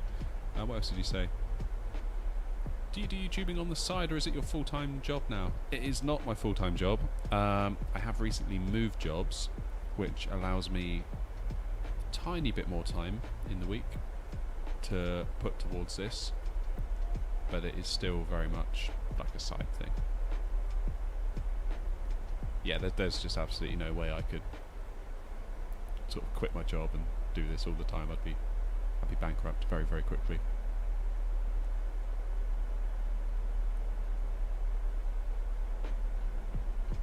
10-ton skeleton says, I picked myself up an iPhone XR recently. I tell you what, the XR was a great phone.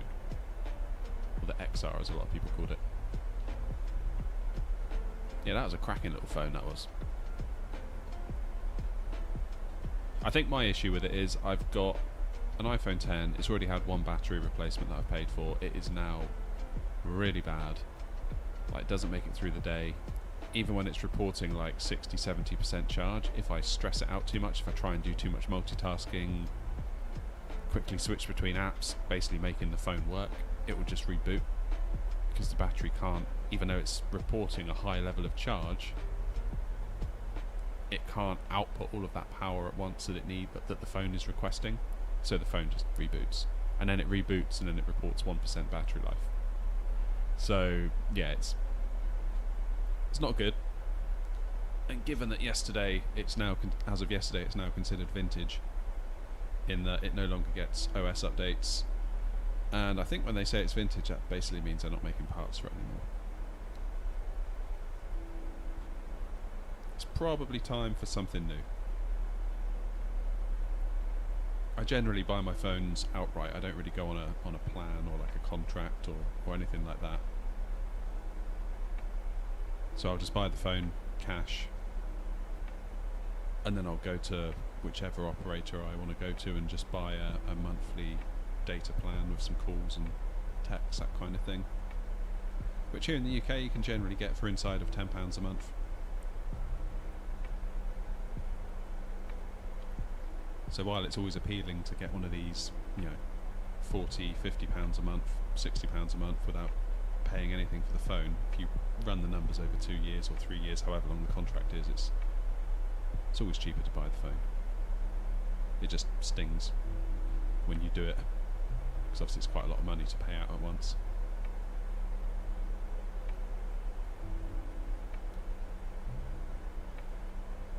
But yeah, I did that with the iPhone 10, and that one really stung, because that was like £1,000 or £9.99 when that came out.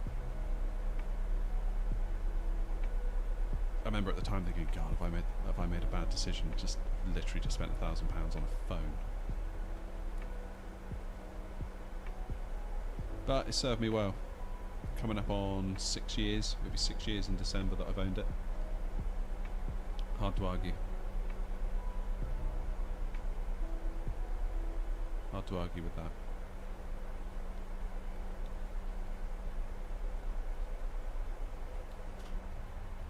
So I figured I'd probably get an iPhone 15, maybe a 15 Plus. Endeavour to do the same thing again, just keep it for like 4 or 5 years.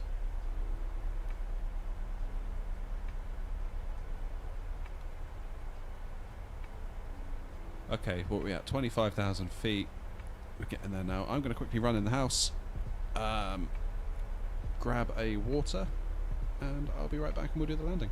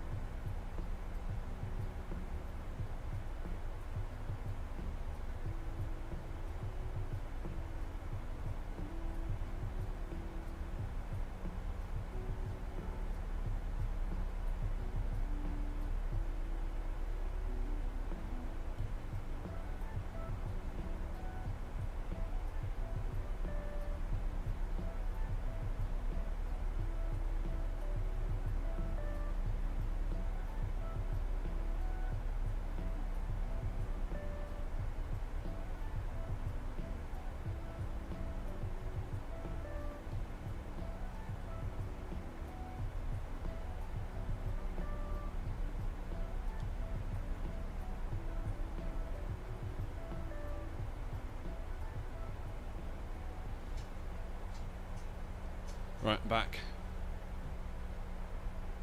What are we at now? 20,000 feet, not bad.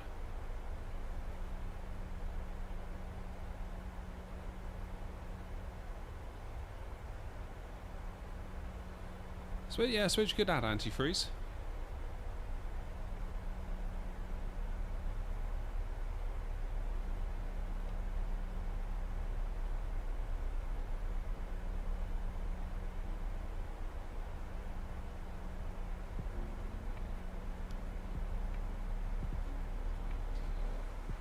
Right, how are we doing up top here?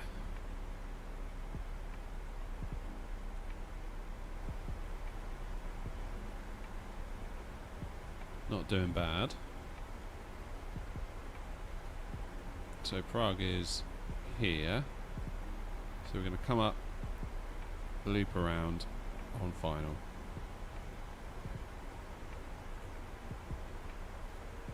So let's have a look at the charts. If we can...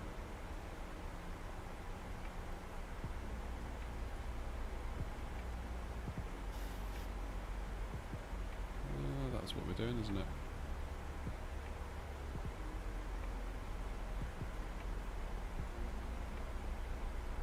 Whoops. I just clicked the wrong one. Ah.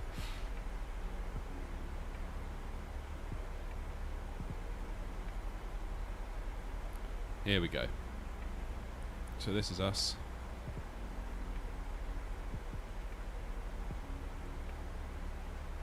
So we've got 200 feet decision altitude, or the radio altimeter at least.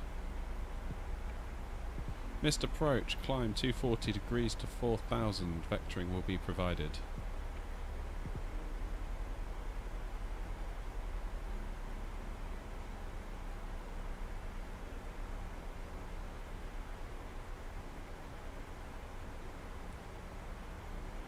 Missed approach with communications failure. At D10, okay, I'll turn right to VOR and climb to 5,000. So basically straight out to 4,000. I think what we'll do, should we need to go around, and the likelihood is we might, because I'm a little bit rusty at the moment. That's how it feels anyway. We'll just sort of climb out and come around and have another go. Just treat it like a loop.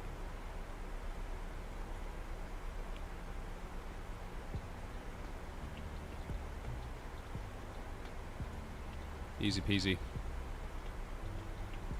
Oh. Transition time. What is the local pressure? 1014.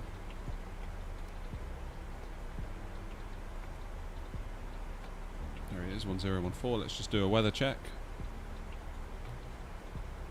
240 and 11. Brilliant. It's a perfect headwind.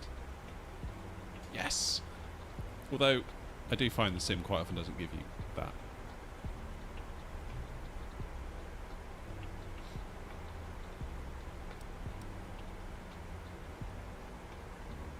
How to pop up the map and the flight tray. So this is a separate piece of software called Navigraph, which is a subscription service. So go to your flight. You can either pick your arrival, so your star, or your approach.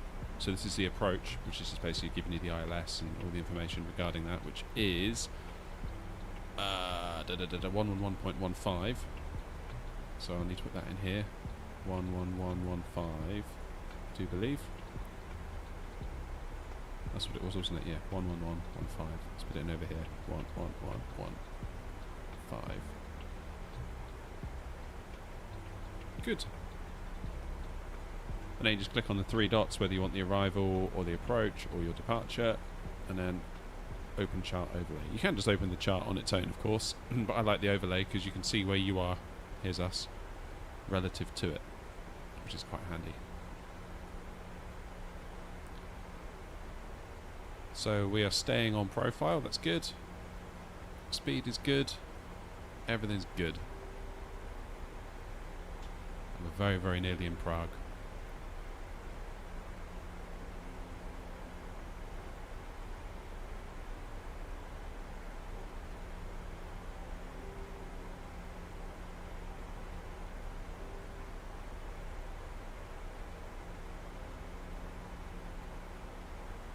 As for landing, if we go in at ref. Oh. It says the ILS is 109.10.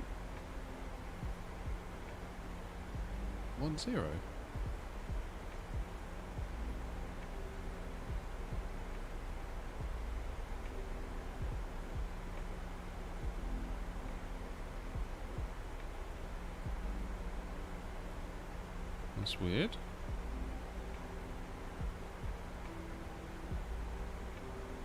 Oh, that's 06. Yeah, 109.1. It was hidden by this line here. Good job I checked that. Okay. 1091.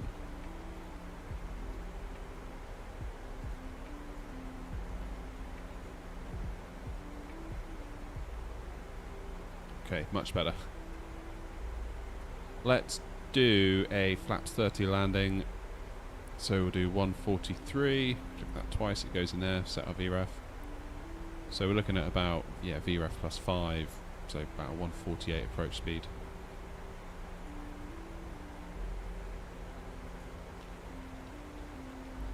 Which is exactly what it's got here for us, look.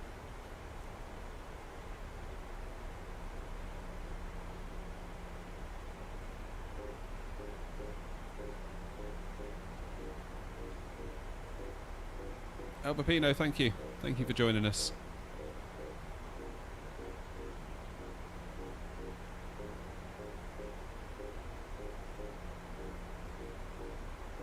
Alright, there's 10,000. More or less. Let's get some lights on.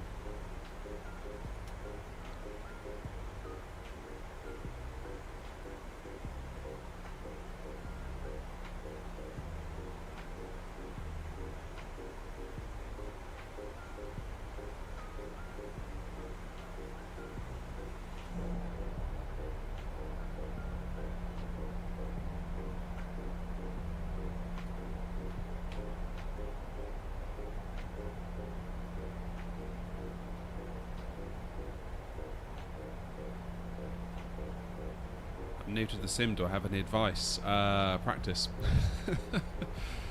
Practice and practice and practice and practice. Get yourself the fly-by-wire A32NX. So that is an add-on. It's a version of the Airbus A320 that is much, much, much better than the one that the game comes with. And just get yourself used to that. There's a ton of tutorials for it online. I've done one myself where I show you how to start it from cold and dark. So if you're at the gate with the plane turned off, you can turn it on, get yourself a flight plan, take a little flight, and then you'll be all good. Alright, who's betting that we're going to be seeing this view again shortly when we do a go around?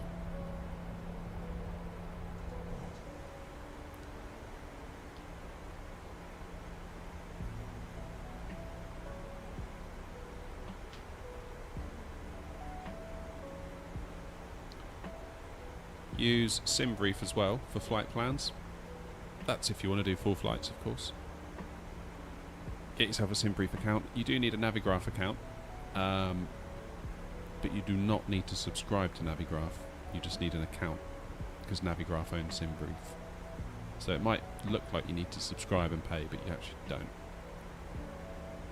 That should be enough to get you going. ChartFox as well is another free alternative for charts if you want to get into reading some charts. Probably going to feel quite overwhelming at first, if I'm honest with you, but if you're interested and you want to learn, it's yeah, it's a great way to do it. Okay, let's do auto brake 2 for landing today.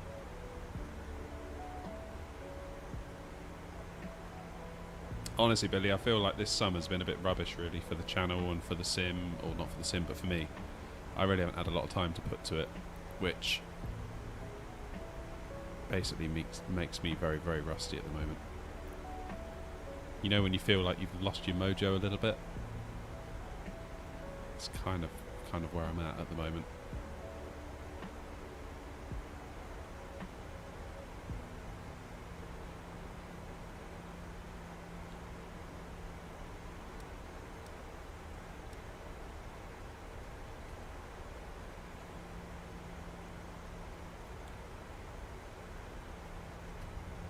Let's give it some speed brakes because we've got a decel coming up.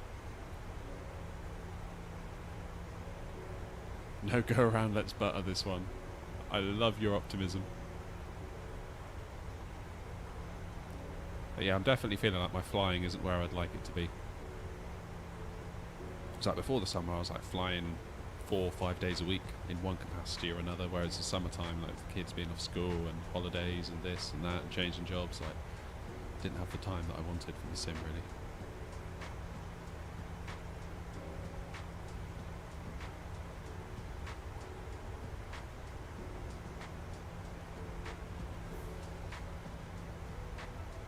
Right, now then we may have to vector ourselves manually in just a moment.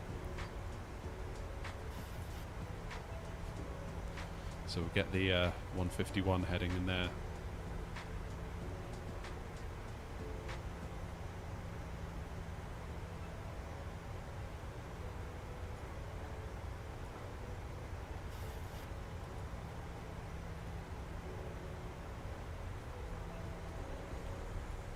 See if I can clear that. Yeah, let's do that.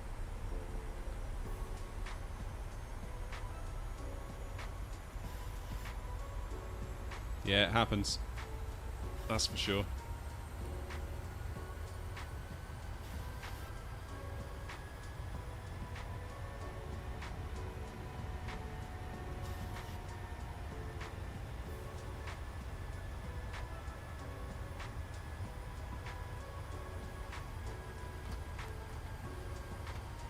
Okay, let's do a speed intervention here. Get ourselves down to 187.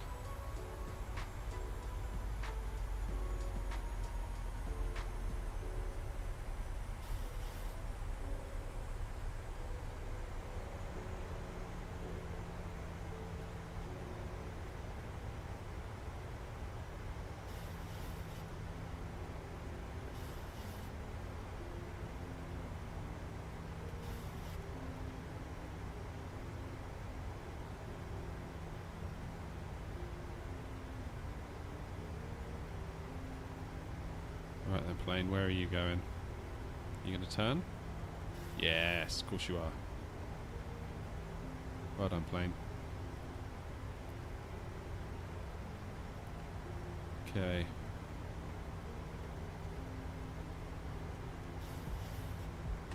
Get ourselves down to 170.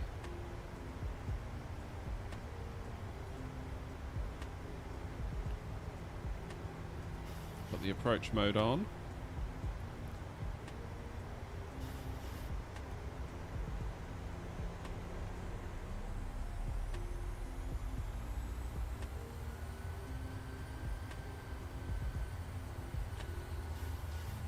Okay, well that wind is not what was advertised.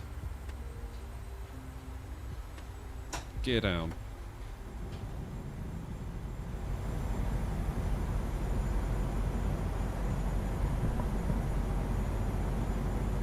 Let's get the old cam on as well.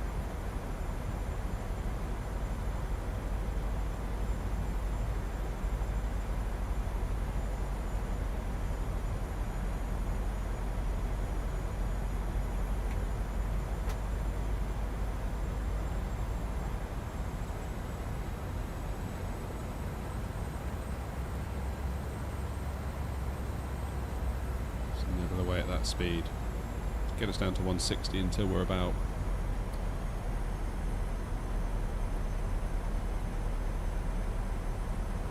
4 miles out.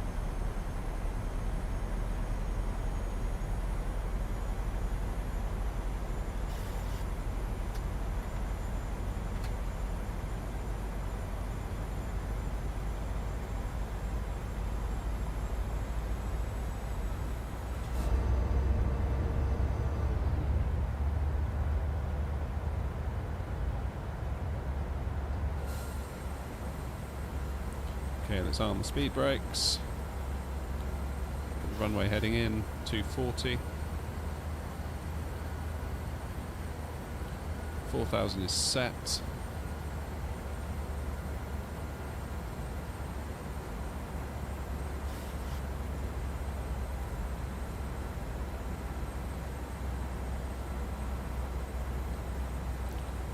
Let's go for 148 on the speed.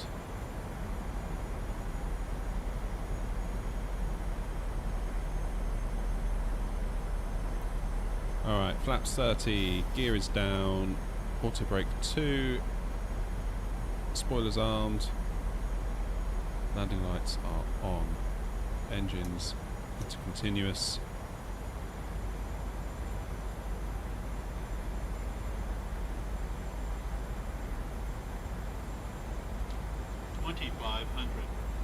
There we go.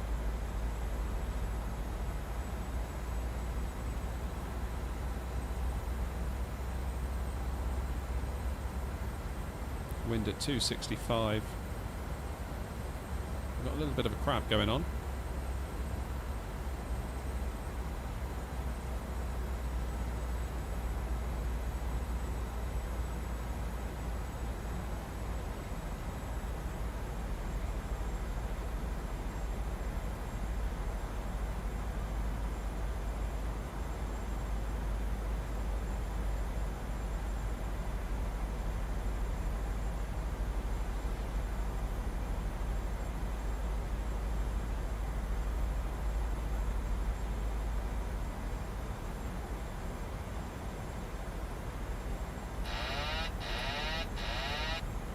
Plane. My throttles.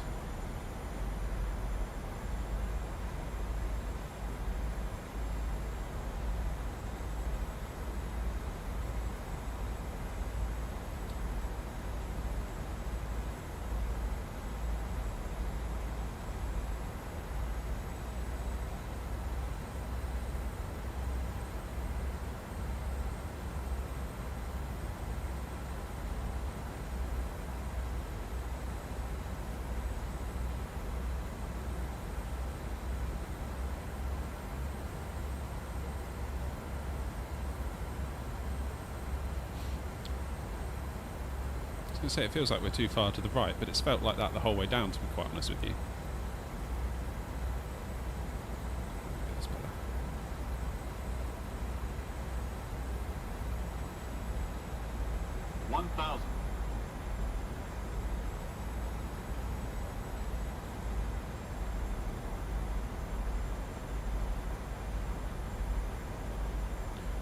Looks like the wind is now starting to straighten up a little bit for us.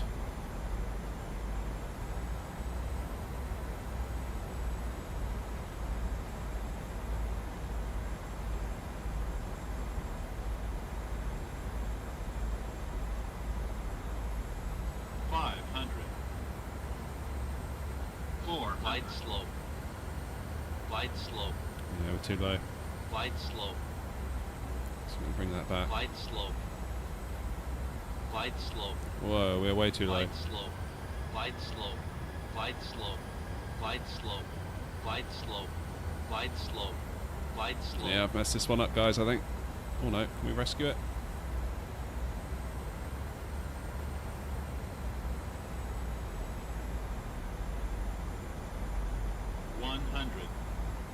Oh man, the frames. What's going on?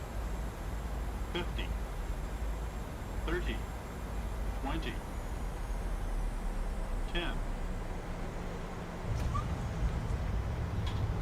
Oh.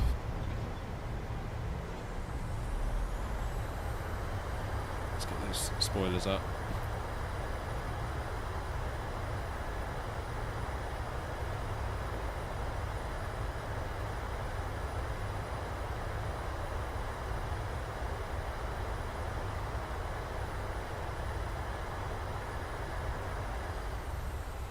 Okay, manual braking.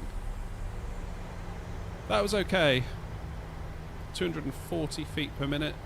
So all things considered, I want to get these brakes off. Thank you. It's just a shame we dipped there towards the end. I felt like that was really going to ruin our landing, but luckily it didn't.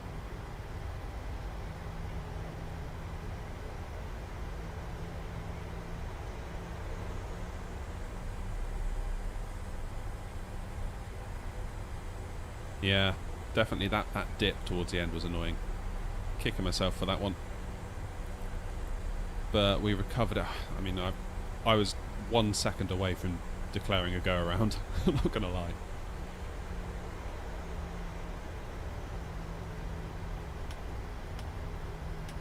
Whoops. Let's get that APU on. Maybe it should have been a go. What do you think? Should that have been a go around when it started to go a bit weird there towards on short final? I think what it was, I was struggling to maintain the speed. I let the speed drop, and then of course the glide slope drooped away from us. But I'm always very, very, very reluctant to follow the glide slope the nearer you get to the airport.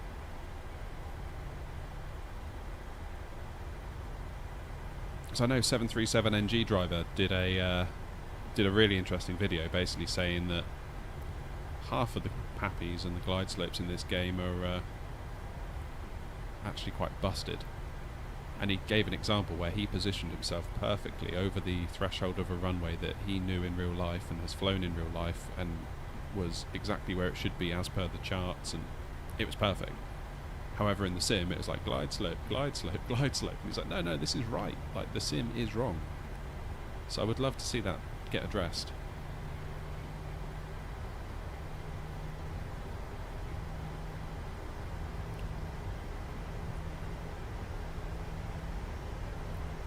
Too bad we had a bit of stutter there on the last 100 feet.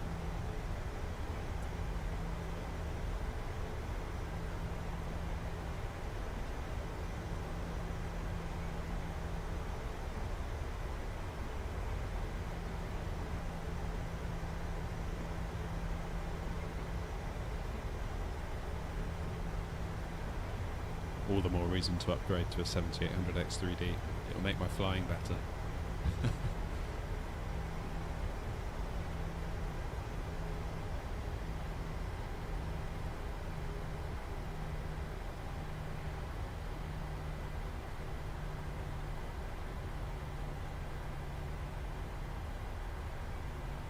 But yeah, the actual touchdown itself I thought was quite good, all things considered.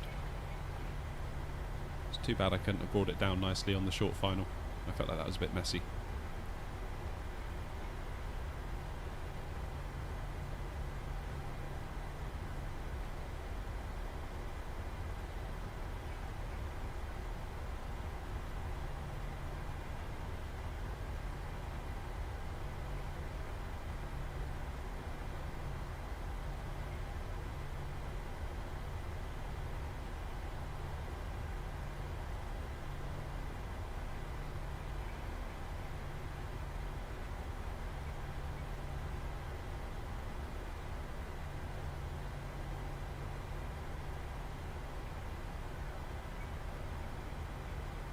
Alright, let's hop into one of these here. Blaming the tools, that's the way. Okay, let's maybe not go into that one. What about...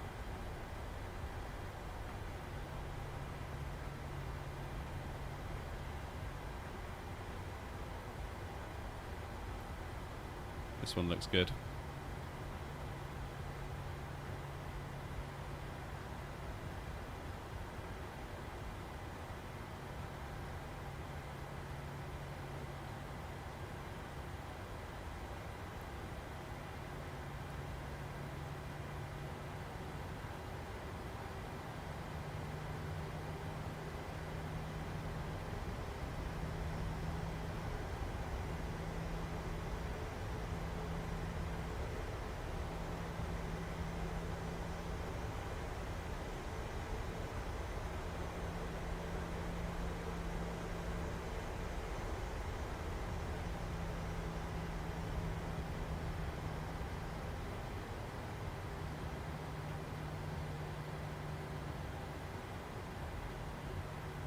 Alright, parking brakes on. Let's draw power from the APU, taxi lights off.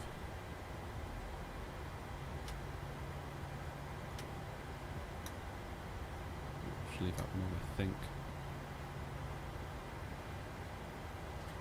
Good. So now we should be able to.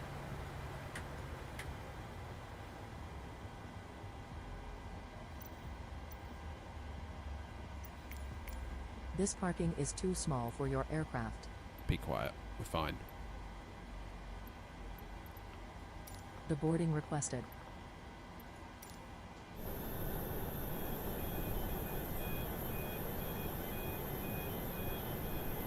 RIP my wing.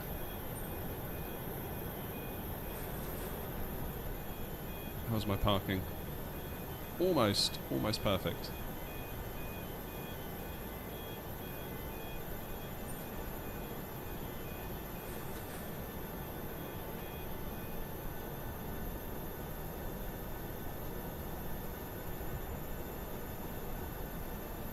I think the jetway's run out of room. I feel like the markings are a little bit off because look, you can see here that that doesn't join there. This is all a bit janky, isn't it? Passengers deboarding starting.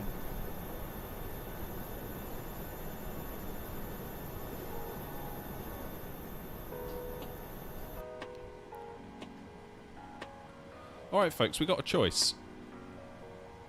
We got a choice. We can go somewhere else. I do have the time to go somewhere else today. Let's consult the map a moment, see where we can get to in the time I've got left.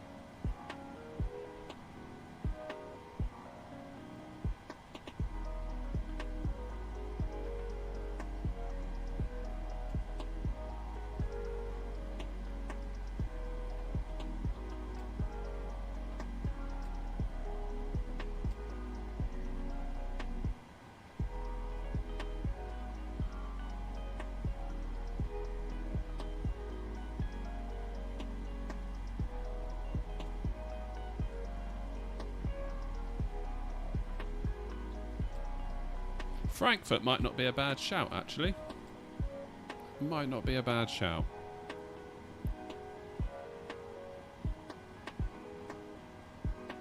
Should we do Frankfurt? I quite like the idea of Frankfurt now you've said it.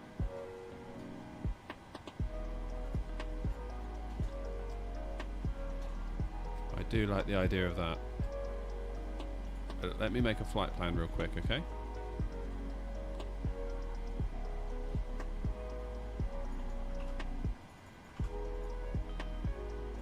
It's EDDF, isn't it, Frankfurt?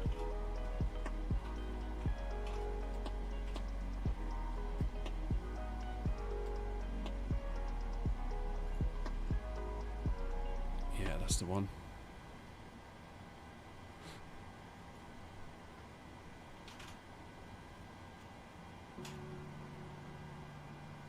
Right, Frankfurt it is. Just generating the flight plan.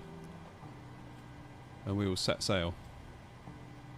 That's actually a really nice flight for the amount of time we have, actually, so that'd be cool. Good job, good job, good job.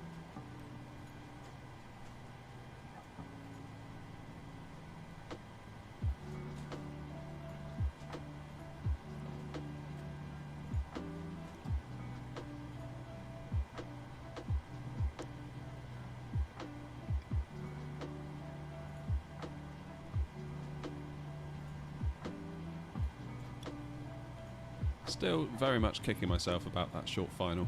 I hate the fact that I dipped so low there towards the end.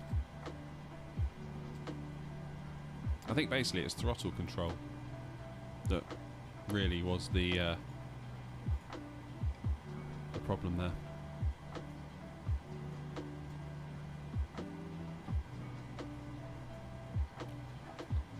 Okay, let's get ourselves turned around. Route is LKPR EDDF. Activate, execute.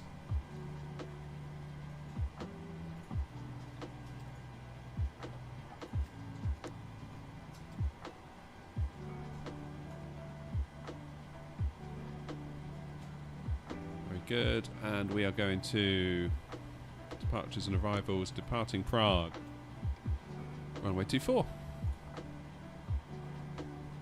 Using the Bolter 5 Alpha. Execute. Back to index into Frankfurt. Runway 25 right. ILS Y 25 right.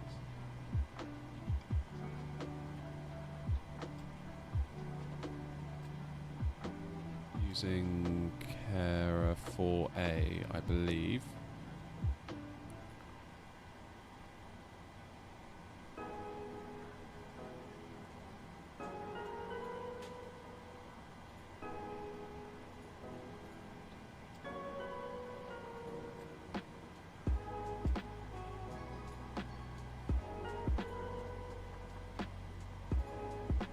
We'll transition via, yeah, Delta Foxtrot 426.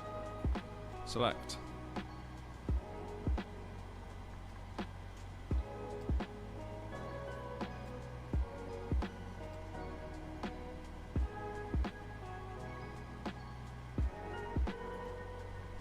Let's go back to the menu, FS Actions, Fuel.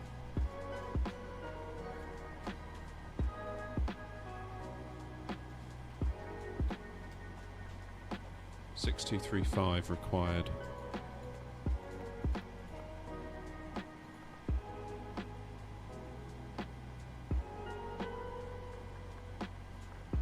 And payload 136 on board. Yeah.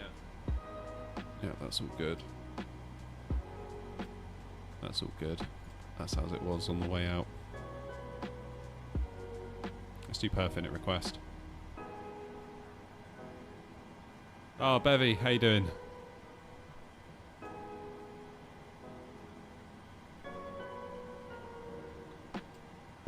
Cheers, Skeleton. Nice to see you, by the way. Thanks for coming by. Hope to see you again soon. Yeah, it's a bit close there, Nick, wasn't it?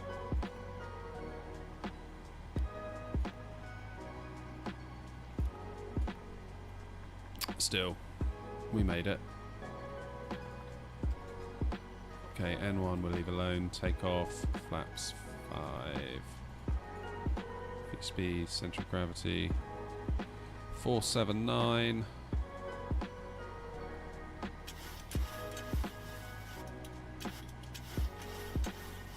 Which is about there.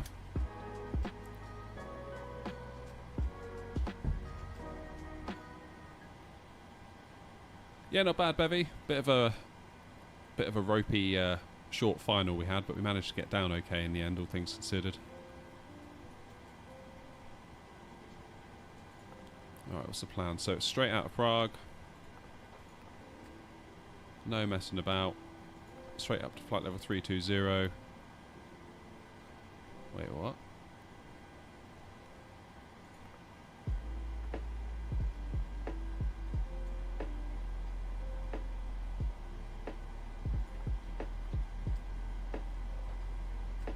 Okay, fine. Yeah, whatever.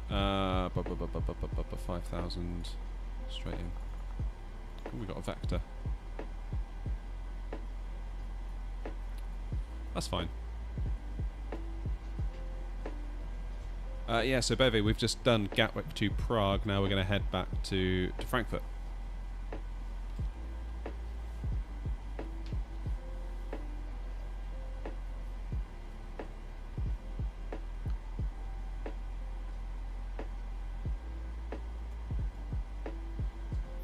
Passengers to board a jet. Look at them walking through midair. This parking is too small for your aircraft.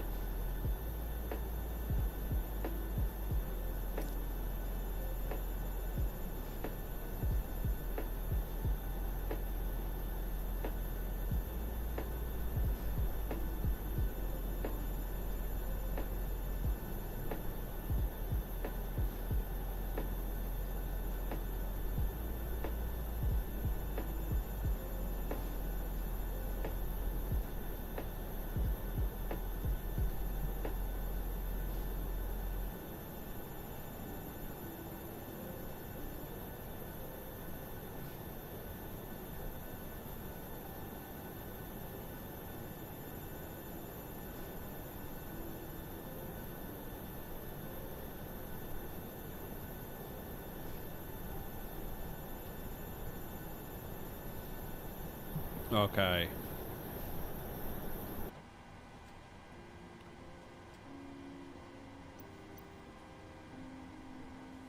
It's always strange when you're doing a turnaround, because I can do it from cold and dark. I sort of know the flow, but doing it Doing it this way is a bit different.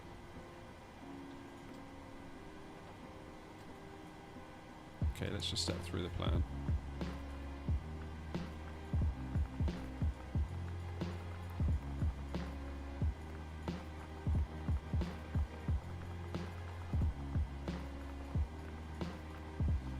Very nice. Okay, that'll do.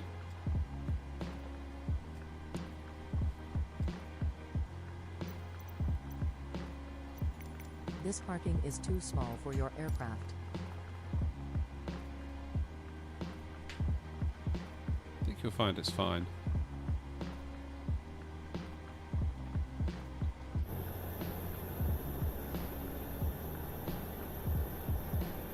Have we seriously got to wait for all these passengers to get off before it will let us push back?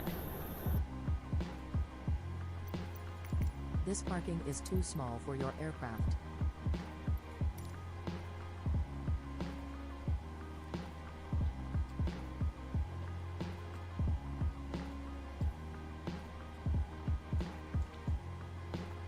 Okay, what was our takeoff speed? 145. Let's put 160 up here.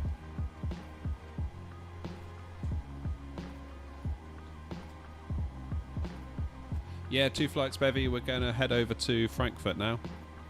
I'm just getting ready, going to get ourselves turned around. So there's another flight yet to do.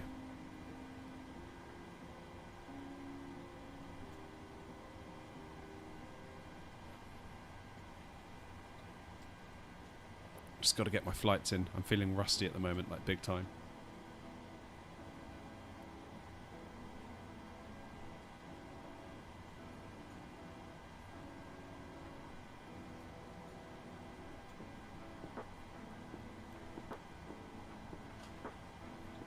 Okay.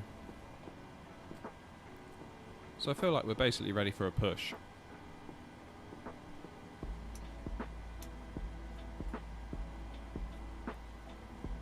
Let's get the anti-collision light on.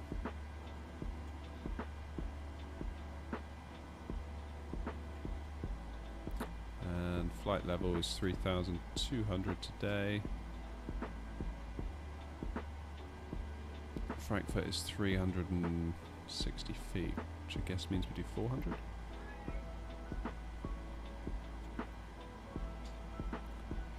So can we override GSX? Is that possible to do? Because I don't really want to sit here and have to wait for like ever.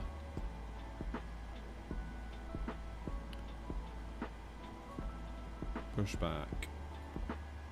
Standard L, turn nose to the left.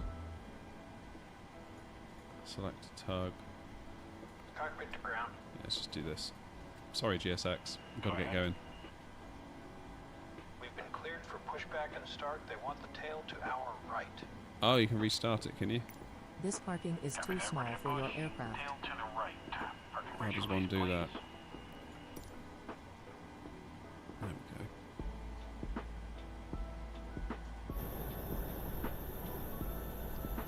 Okay, we're going to need to close those doors, right?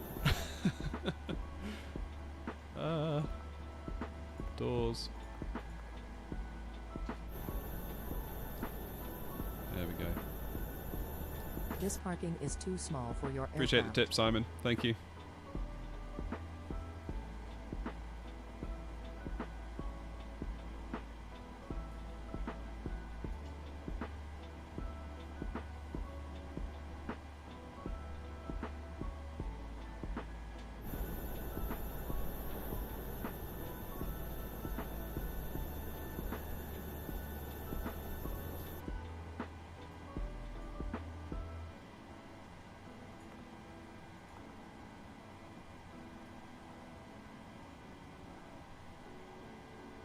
Okay.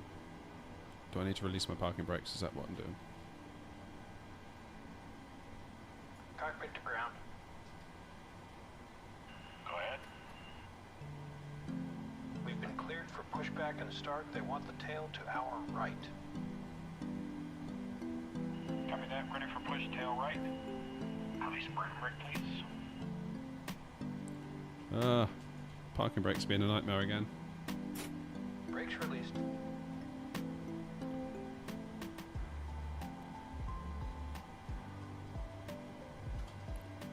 Let's turn off the ACs momentarily. APU bleed on. Here we go. Engine 1 into ground.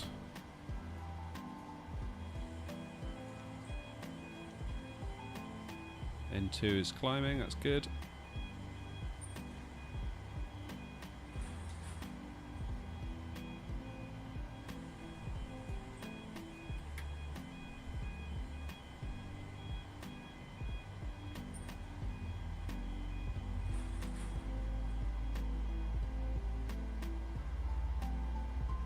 Sounds different all of a sudden. How's that? In a good way, Bevy, or a bad way, or a different way? I'm confused.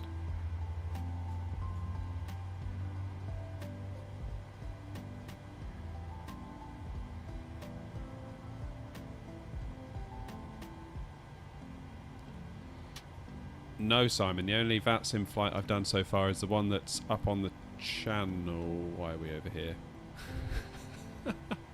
This is why you pay the money for GSX. Such a great pushback. Thank you so much. Cockpit to ground. That was terrible. Pushback complete. Parking brake set. Oh, sorry, Bevy. I get it now. Brake set.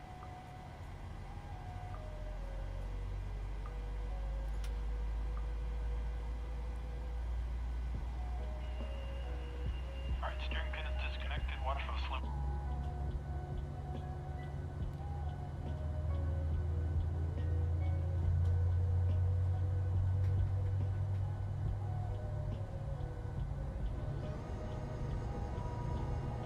Yeah, VATSIM's very, very interesting, Simon. Although trouble is this time of day, there's not a huge amount of it online.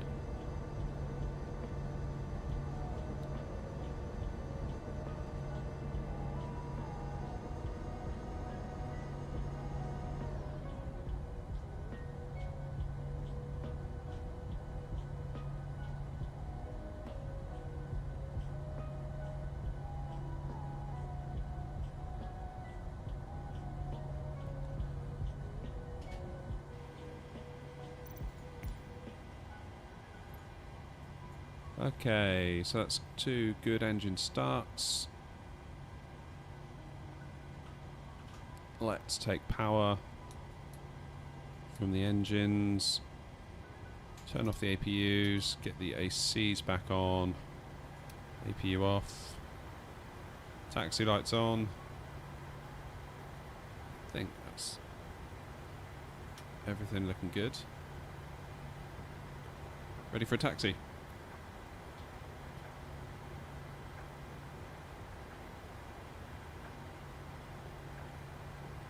Hey, a super chat. Make sure you butter it at Frankfurt. I will try my best. Thank you so much for the donation. Saying here that is that 20 MAD? I'm not sure what MAD is, but thank you very, very much indeed. I really do appreciate that. Very kind indeed.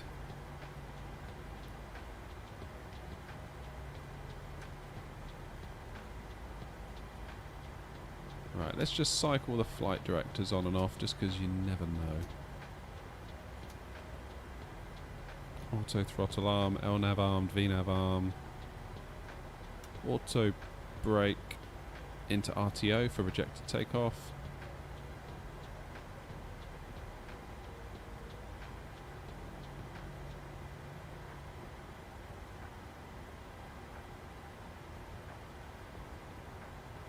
Oh, fantastic. That's so kind of you. Thank you so much for the donation. I really do appreciate that.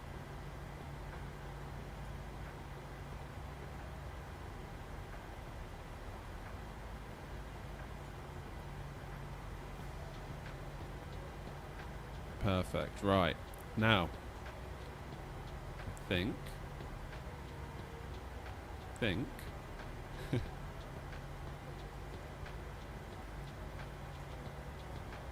think we're good to begin our taxi. Let's get the cam on.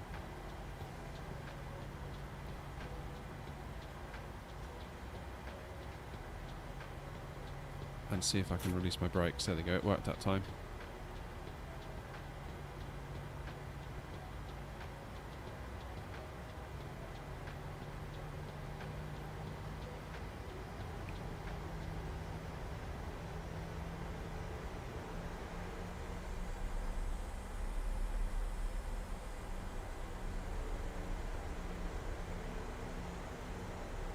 Paper plane stream at 11k. Why 11, Bevy? What's special about 11?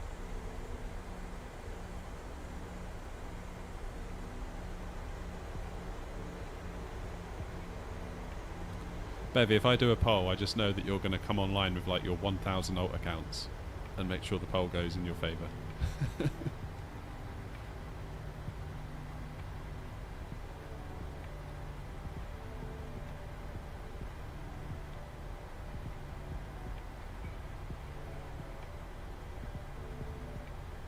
Because I said no to 10,000. I forgot about that.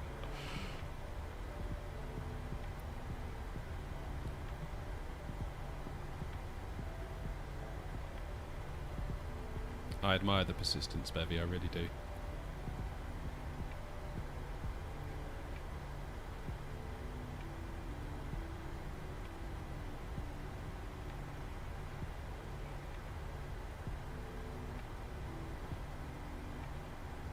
Right, I think we can go down this way.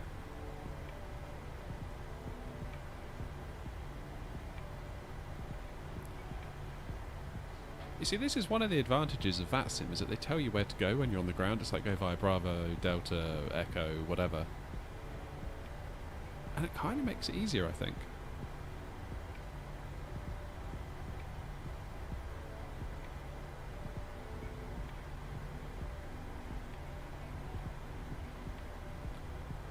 Fairly certain that's where I land. Oh, that's where we parked in real life over there when we landed here in Prague.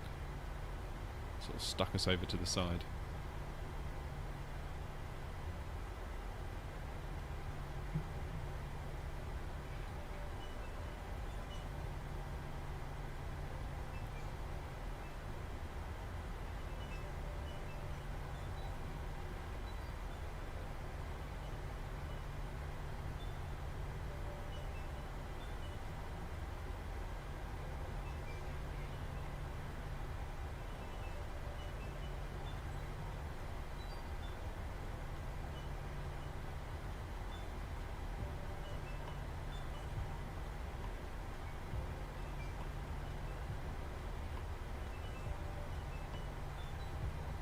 Bevy, on a scale of 1 to 10, how devastated would you be if I did that flight on stream and you missed it?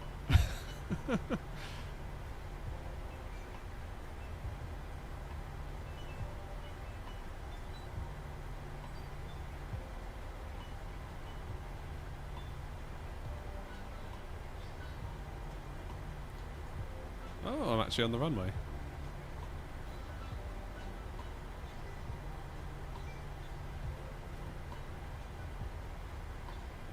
What am I doing on here?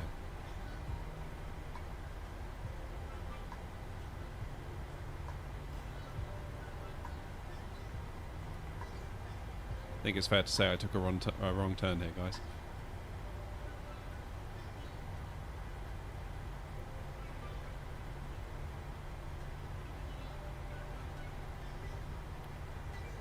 Now I'm curious what the weather's going to be in Frankfurt, because here in the UK it's very windy today.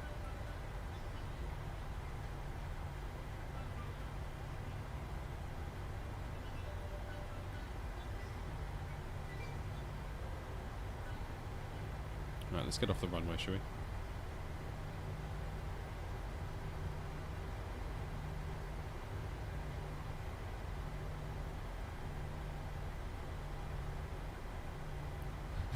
You'd leave the internet.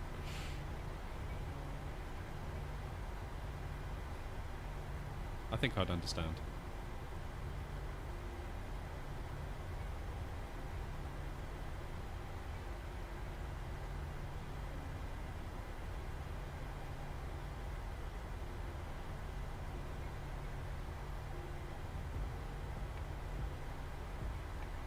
I always thought Prague Airport was weird when we flew out, because you know when you normally go through an airport, in general, in every other airport I've ever been in, it is you check in, or you do your bag drop or whatever, then you go through security, then you get to your like the gate area where all the shops and the restaurants are. Generally, you feel at that point like, I made it. Now I can just chill out and wait. Prague airport was different.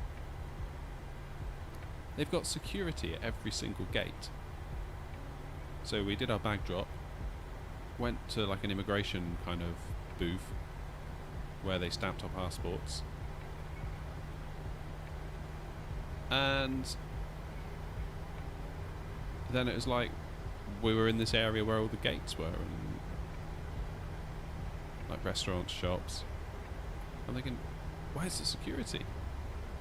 Then when it actually comes to boarding the plane, when like, you know, EasyJet, whatever is now boarding, then you have to go through the scanners of all your bags and like, you know, get patted down. And that all happens at the gate, and they've got multiples of these, you know, at the gates. So every gate's got its own little security scanner thing. Just struck me as a strange way of doing it.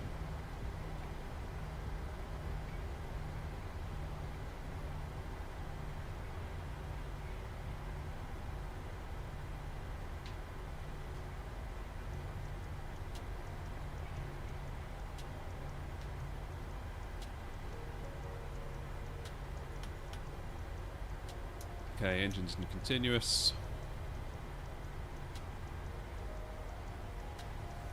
Ready for takeoff.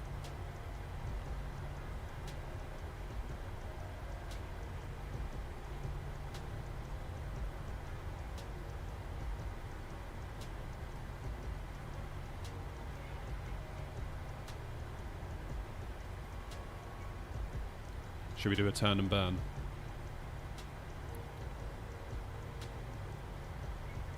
I think we should.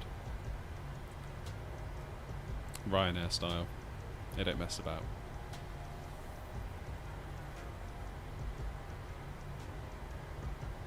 This is where I find out I've got like a landing config issue.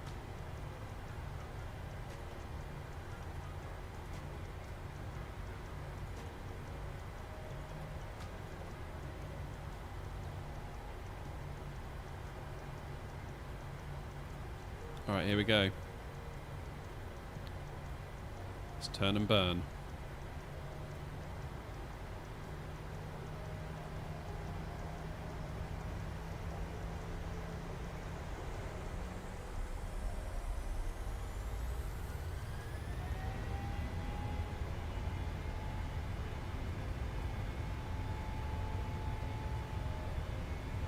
Let's bring the yoke back.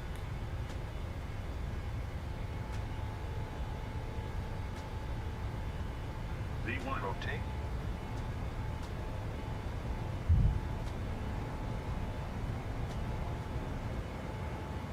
Positive rate of climb. Gear up.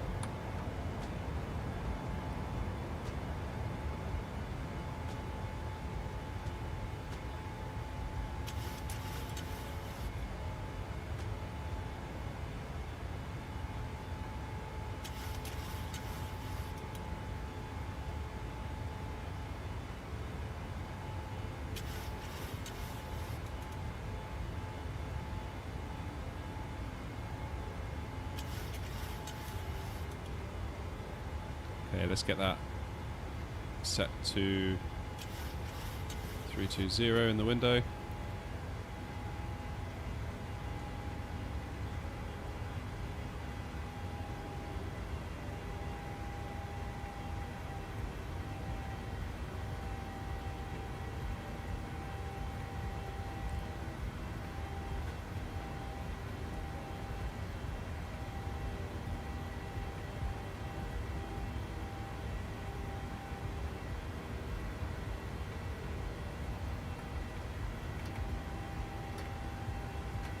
Okay, flaps up.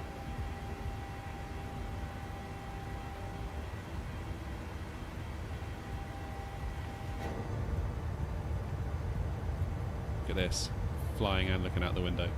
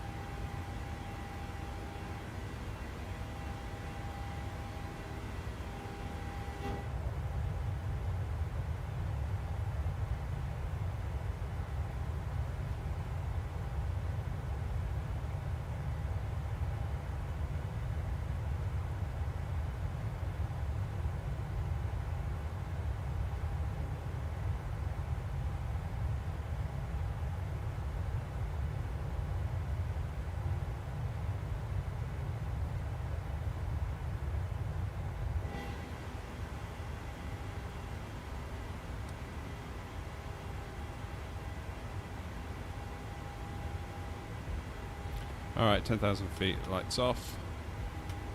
Engines out of continuous. Projected takeoff is disabled.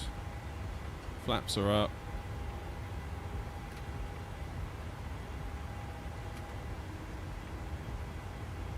When is our transition today?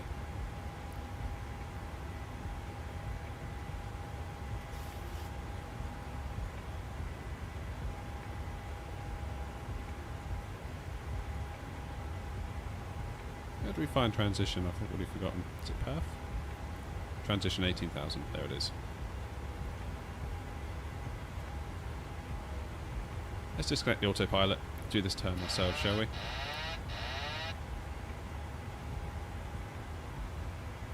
All part of the fun, isn't it?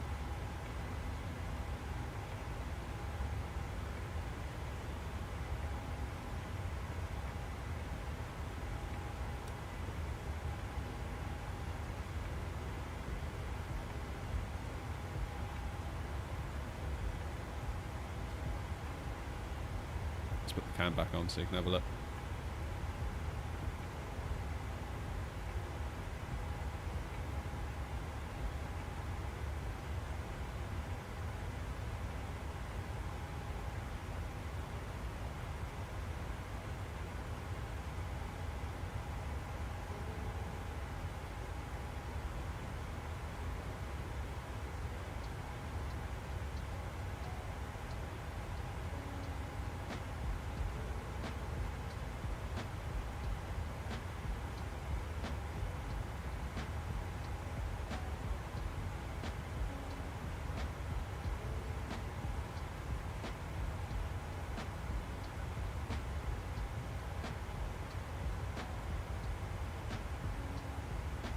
Look at that.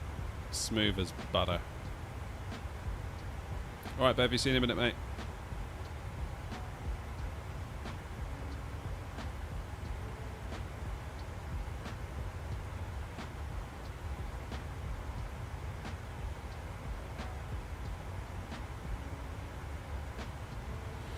Yeah, autopilot back on. I think that's basically the fun bit over. TBH.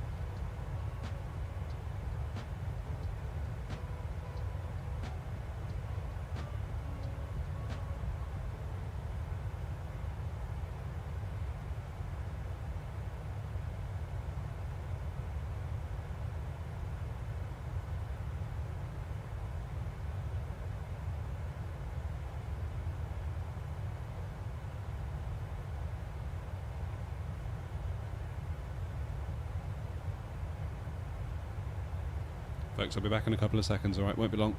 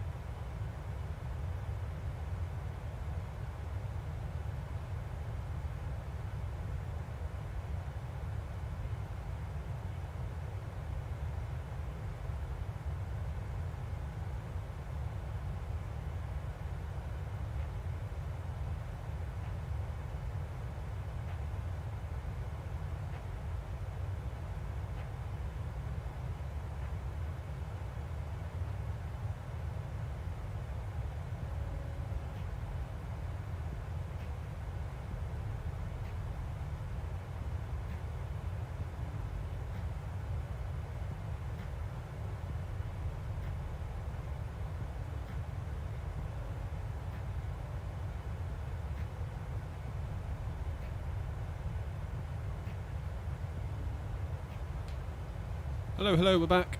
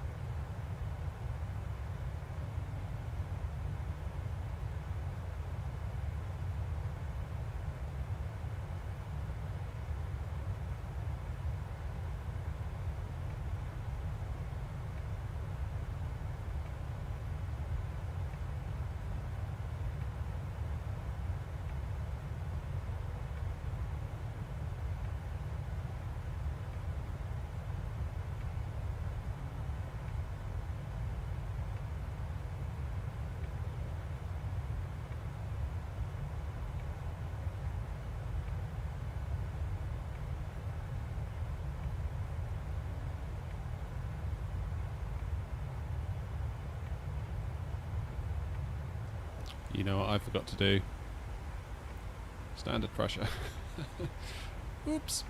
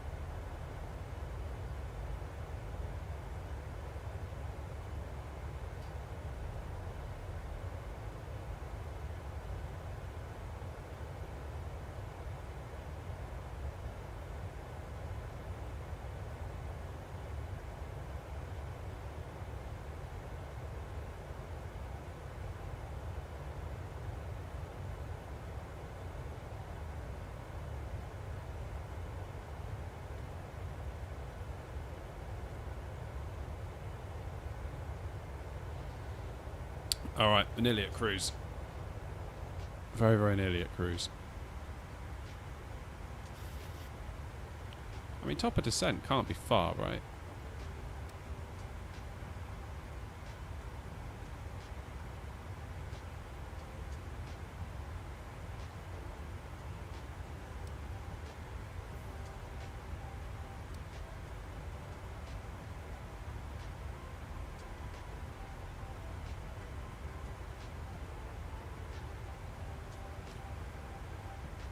Oh, there it is, top of descent there. Okay, that's cool.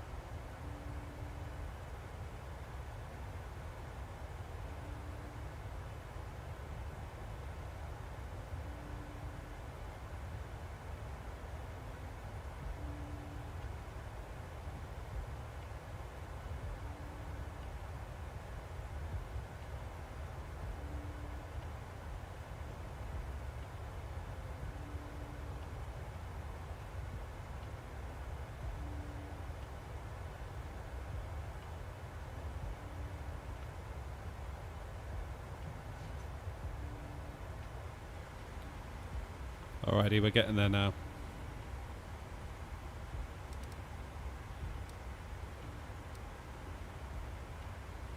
So about 40, well, maybe more like 60 miles. It's top of descent.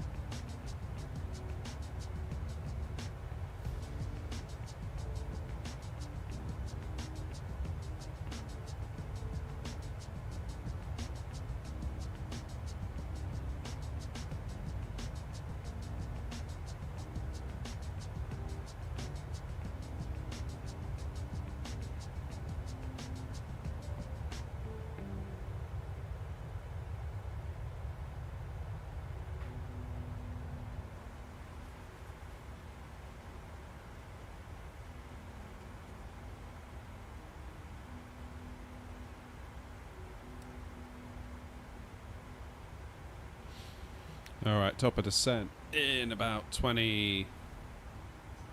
maybe call it 30 miles. We'll see what we can do on the ground in Frankfurt. In fact, let's check in on the weather. Airports, EDDF, weather. So currently it is 2:20 and 14. Yikes.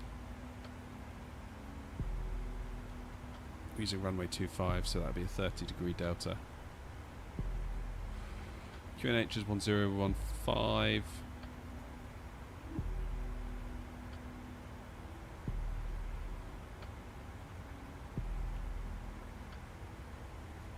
Let's have a look at some charts for the way in.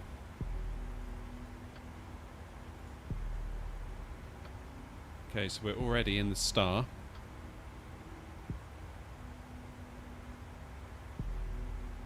And this is our route, and we're kind of doing a bit of an S sequence here. I suppose we could take shortcuts, but we're going to need this now for our descent.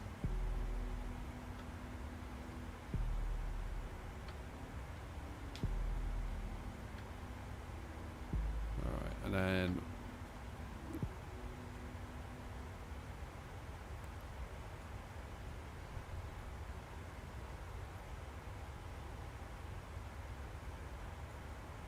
$109.75 for the ILS. Missed approach direct to DF393, which is over here. At or above 920 feet, maximum 220 knots. Turn right to DF483. 484, sorry. At or above 4,000 feet, maximum 250 knots. Right turn to MTR.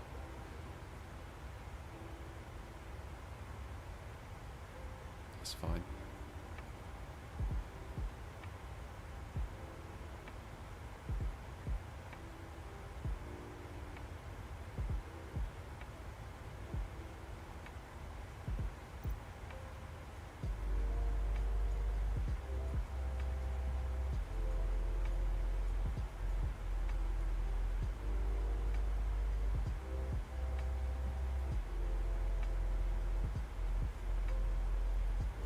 Alright, let's get 5,000 in the window, because we're going to kind of finish up at 5,000 and we'll take it from there.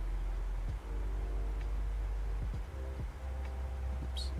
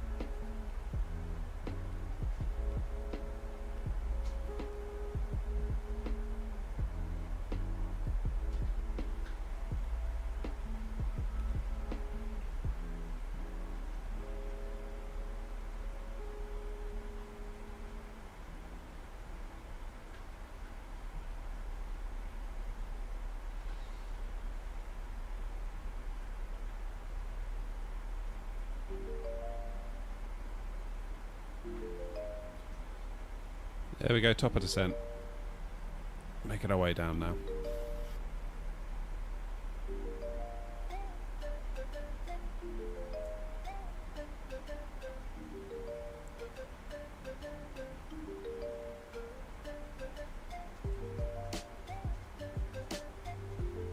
See if we can make a better job of it than we did on the way into Prague. I kind of feel like Prague was going okay until about 500 feet, and then we just dipped way below the glide slope. That was not good. I think basically I lost control of the throttles.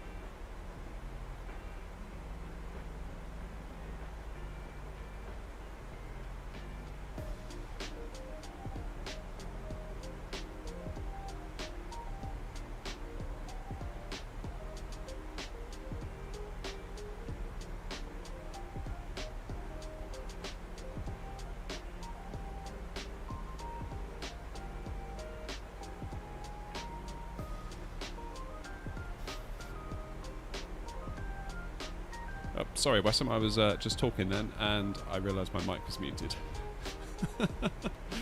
Whoops. Such a good streamer. How you doing?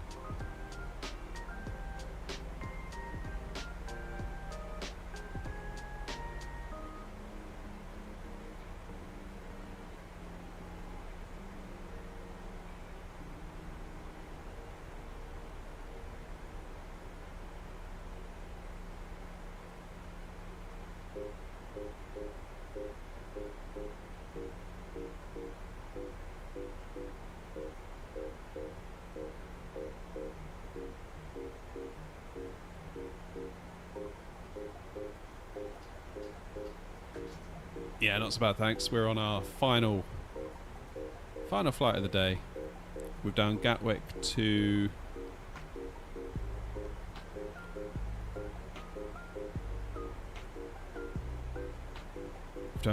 Prague, and now we're doing Prague to Frankfurt.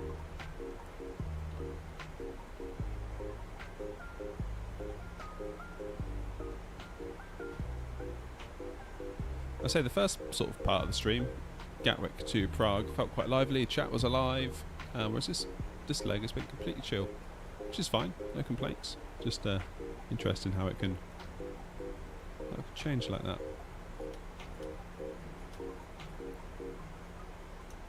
Engines into continuous. Maybe a bit early for that, but whatever. Okay, what was our ILS?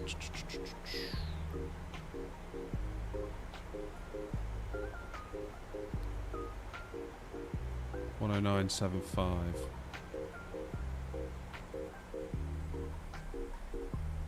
Oh. 111.35.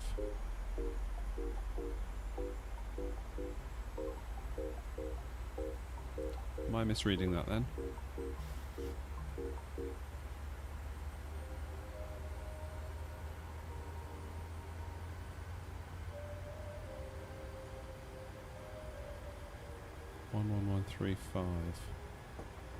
Let's try it.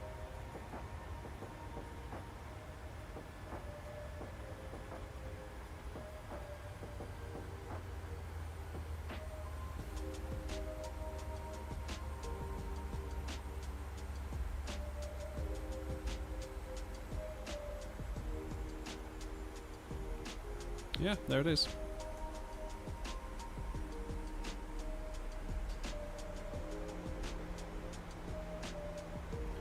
There it is.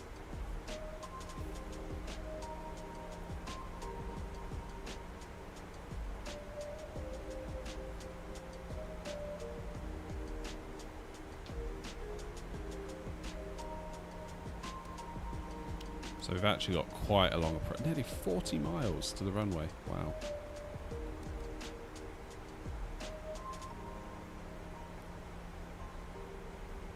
So how are we looking in terms of speed? Let's check on our legs.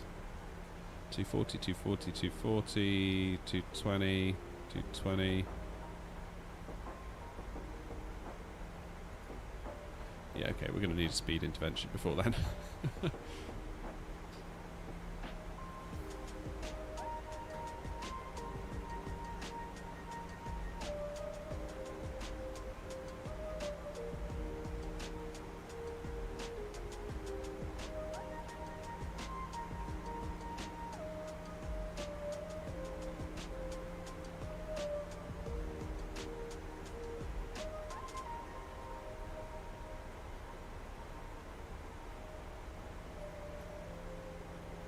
Let's do flaps 30, 143.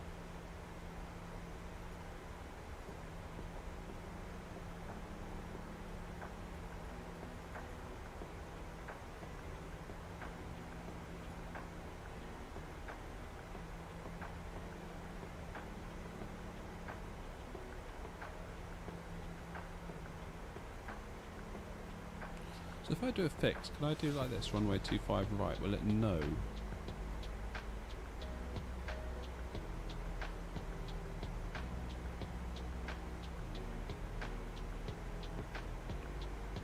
Where is the plane going?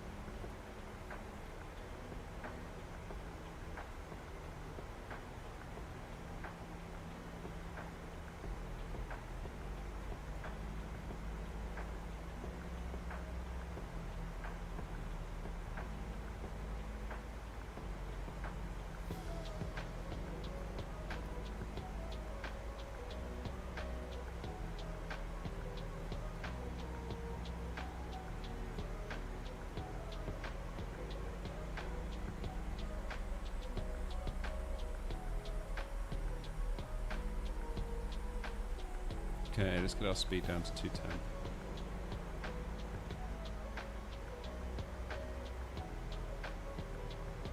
I had a bit of a nightmare, Wesson, coming into Prague.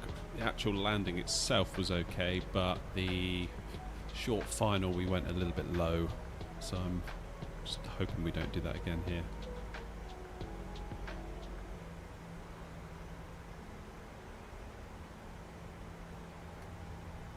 Okay, let's give it some speed brakes, because we're going to struggle to descend and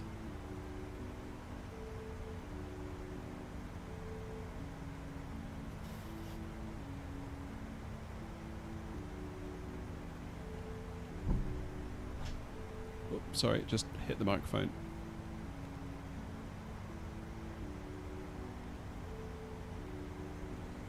Okay, let's go to 180.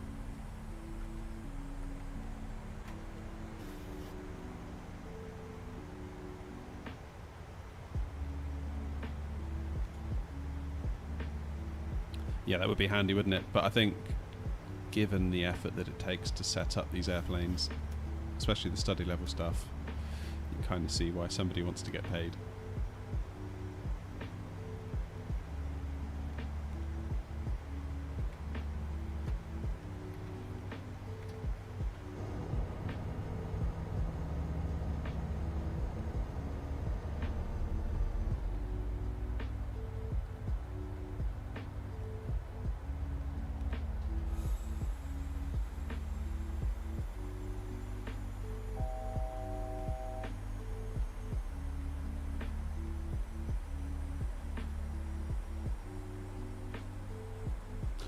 Okay, RIP my FPS as we come into land.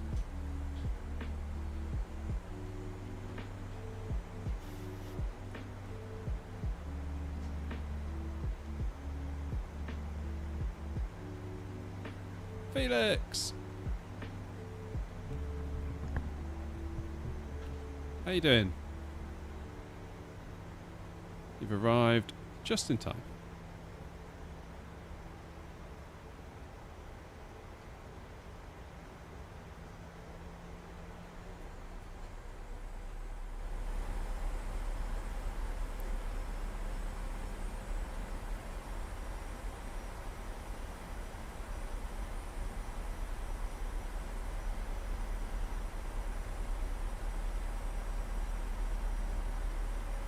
Doing bonkers. Pleased to hear it. Yeah, not bad, thanks, Felix, not bad.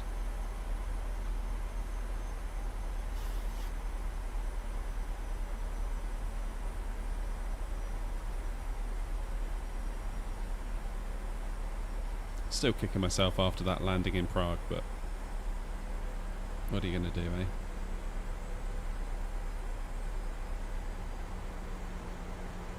Like I said, the landing itself was actually quite good. It's everything else about it that wasn't. The short final could have gone better, let's put it that way.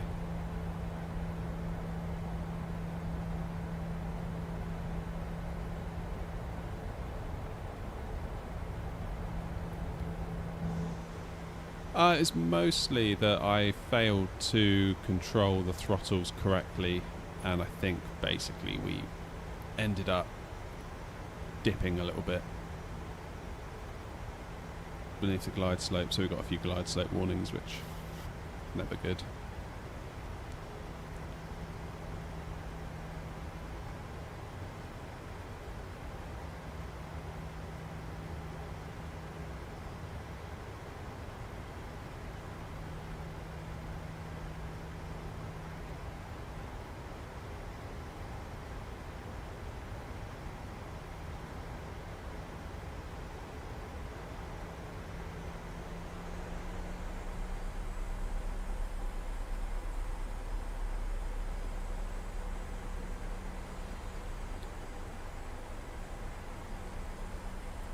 Okay, let's get that speed down to 160.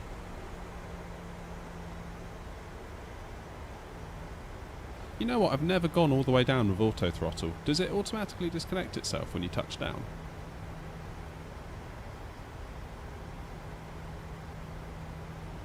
$2,500. Gear down.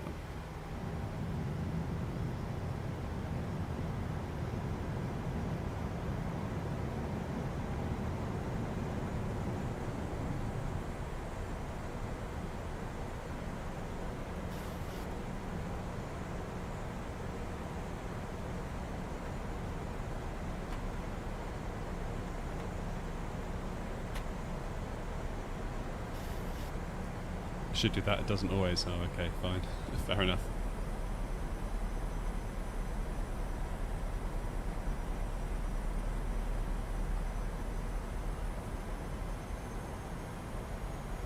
I've got a horrible feeling as we come alongside this terminal, our FPS is not going to be happy.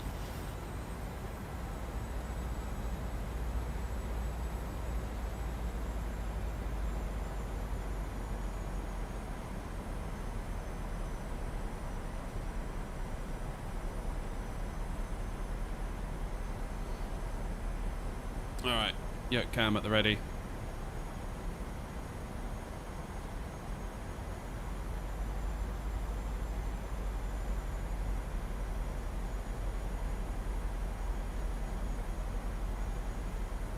I like this feature now where it kind of shows you where your throttles are before you disconnect them in blue. It's a nice feature.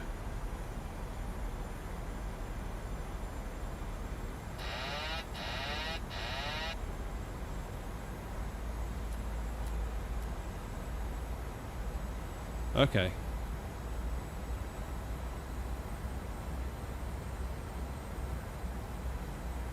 Wow, we're getting blown around a bit here.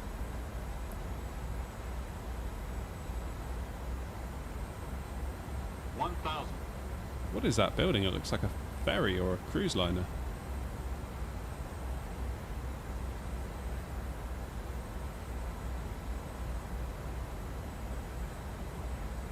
Oh, too high.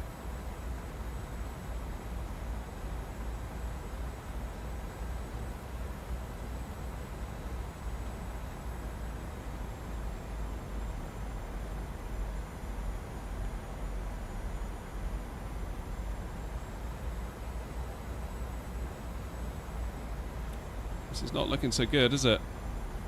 500. A little bit too fast. 400.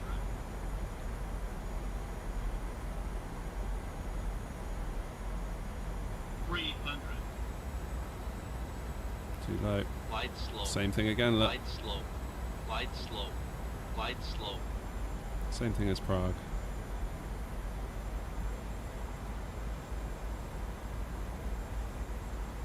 100. 50. 30. 20. 10. There we go, we're down. That's a little bit windy. Well, that is windy. Lots of rudder required there.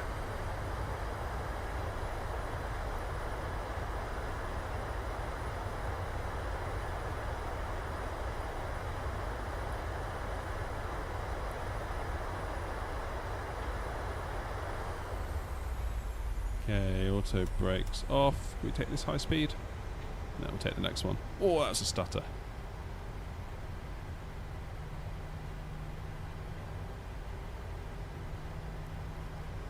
I don't think that was too bad, all things considered. 200 feet per minute.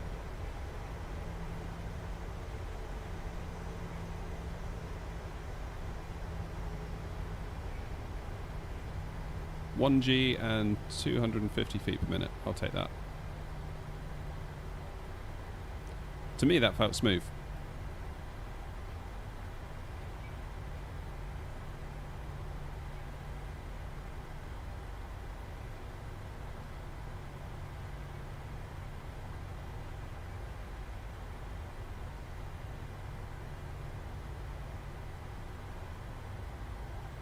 Yeah, that's a good point, Wessam.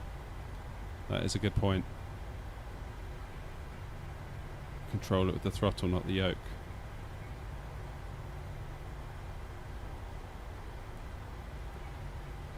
I guess he would know. Given that he flies the thing.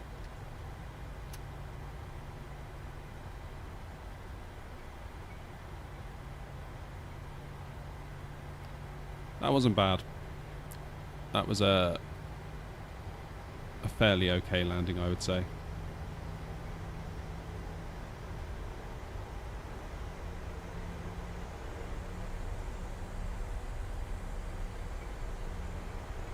Yeah, he's moved to the bus, hasn't he?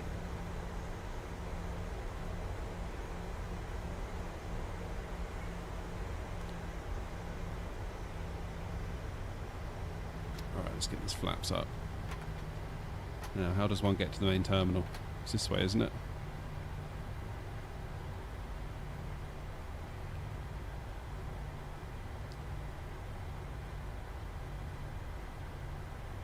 This runway always feels like it's a bit out on a limb, doesn't it?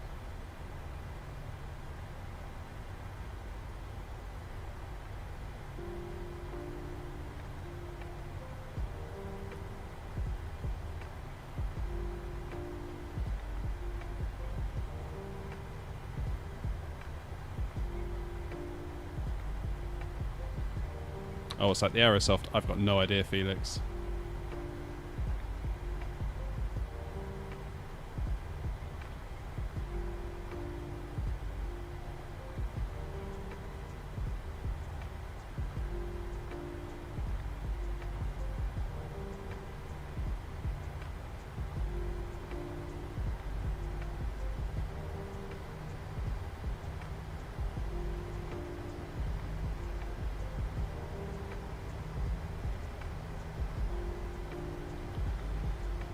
Well, I'd say it's been a day of mediocre landings. I feel like the actual touchdown figures themselves have been in my favour, sort of 200-ish feet per minute on both occasions, but I've just gone low on both of them. That's what I need to get better at. What it is, I go too high. I felt like I was going too high, so I pull my throttles back, and then you really start to dip.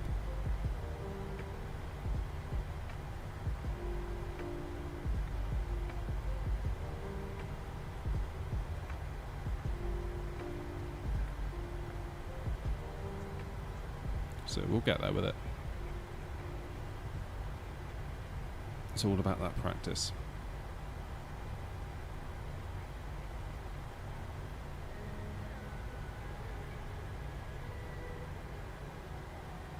This airport is just absolutely huge, isn't it?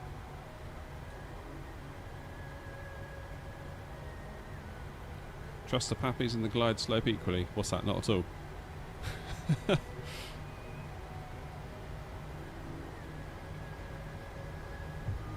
I feel like more often lately I'd be better served to trust my eyes and not the pappies.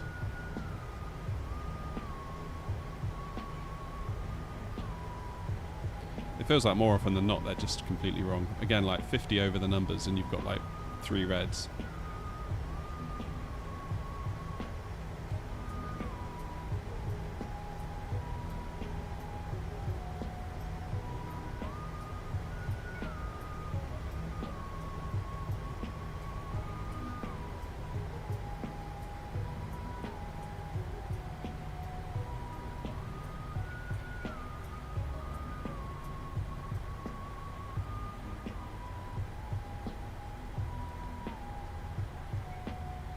Yeah, I've basically gotten to the point where if I can feel like I'm going to get a 50 call out over the numbers, I've done alright.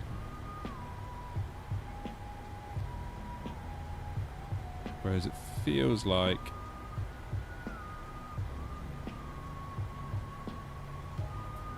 ILS will always bring you in that little bit higher.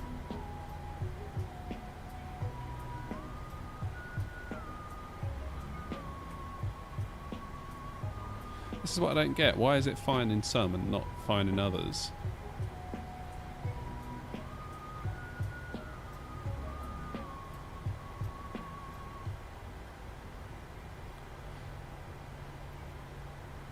Obviously, like the way in the real world, the way they work, it's similar to like those traffic lights you sometimes get. I don't know if you get them in wherever you're from, but over here you kind of get traffic lights where if you've got a straight ahead and a left turn, and they're controlled separately, so you'd have a green arrow forward when it's time to go straight ahead, but it might not be time to go left. And they have like these little kind of flaps that go over the lights such that you only see the left when you're getting close to it.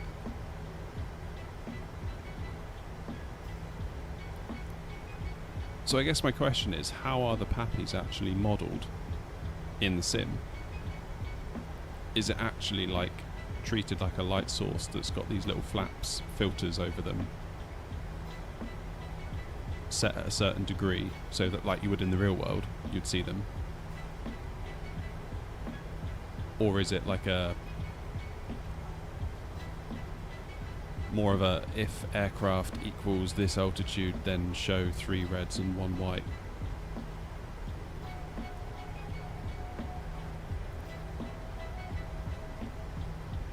Because if it were that, if there were actually lights being modelled and it was light being emitted that you were seeing versus different coloured dots based on altitude settings, I'd be keen to know how they're actually modelling that in the sim.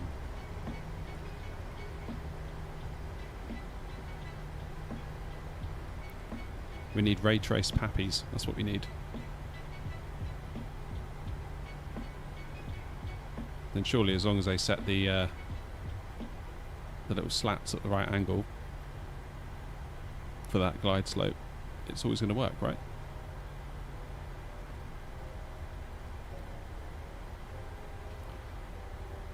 Man, this airport is big.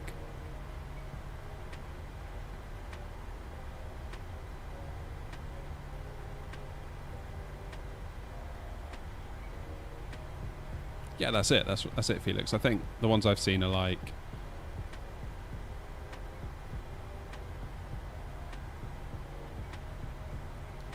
you kind of got a red and a white, and then based on the angle that you're at relative to it, you either see the red or the white.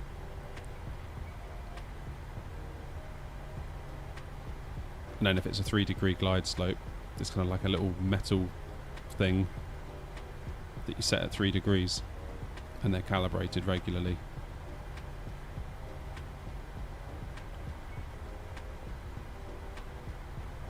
So I don't know if that's how the sim is treating it, or whether it's just like if you're X distance from them at Y altitude, then it's like the sim is light 3 of the dots, white 1 of them red, for example, and it's just more of a calculation versus the light hitting your eyeballs, so to speak. Which I guess would actually be one of the few decent applications of ray tracing.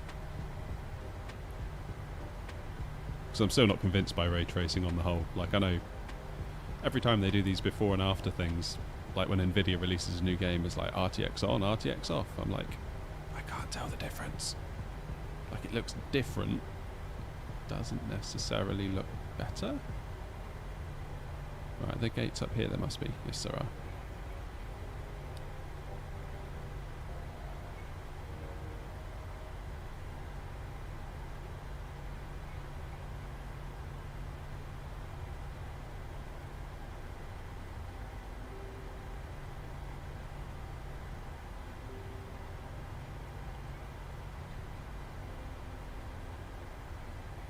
That's true, Felix, but I think it'd be nice to have an option in a setting in the options, like ray trace pappies on or off. Then I feel like if you're almost letting them behave as actual lights, just like they would be in the real world, like rays of light bouncing around, it's problem solved, right?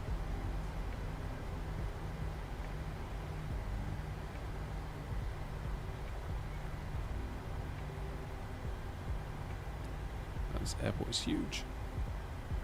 This makes Heathrow look tiny.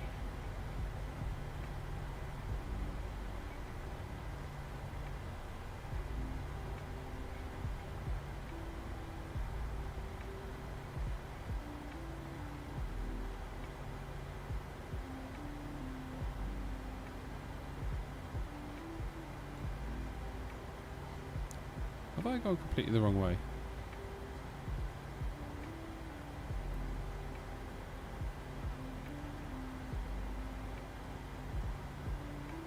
What's going on here? Where are all the jetways?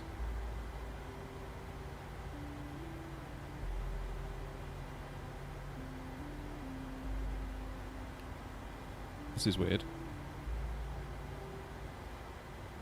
Okay, I was going to park here and call it done. I've got to end the stream anyway in a moment.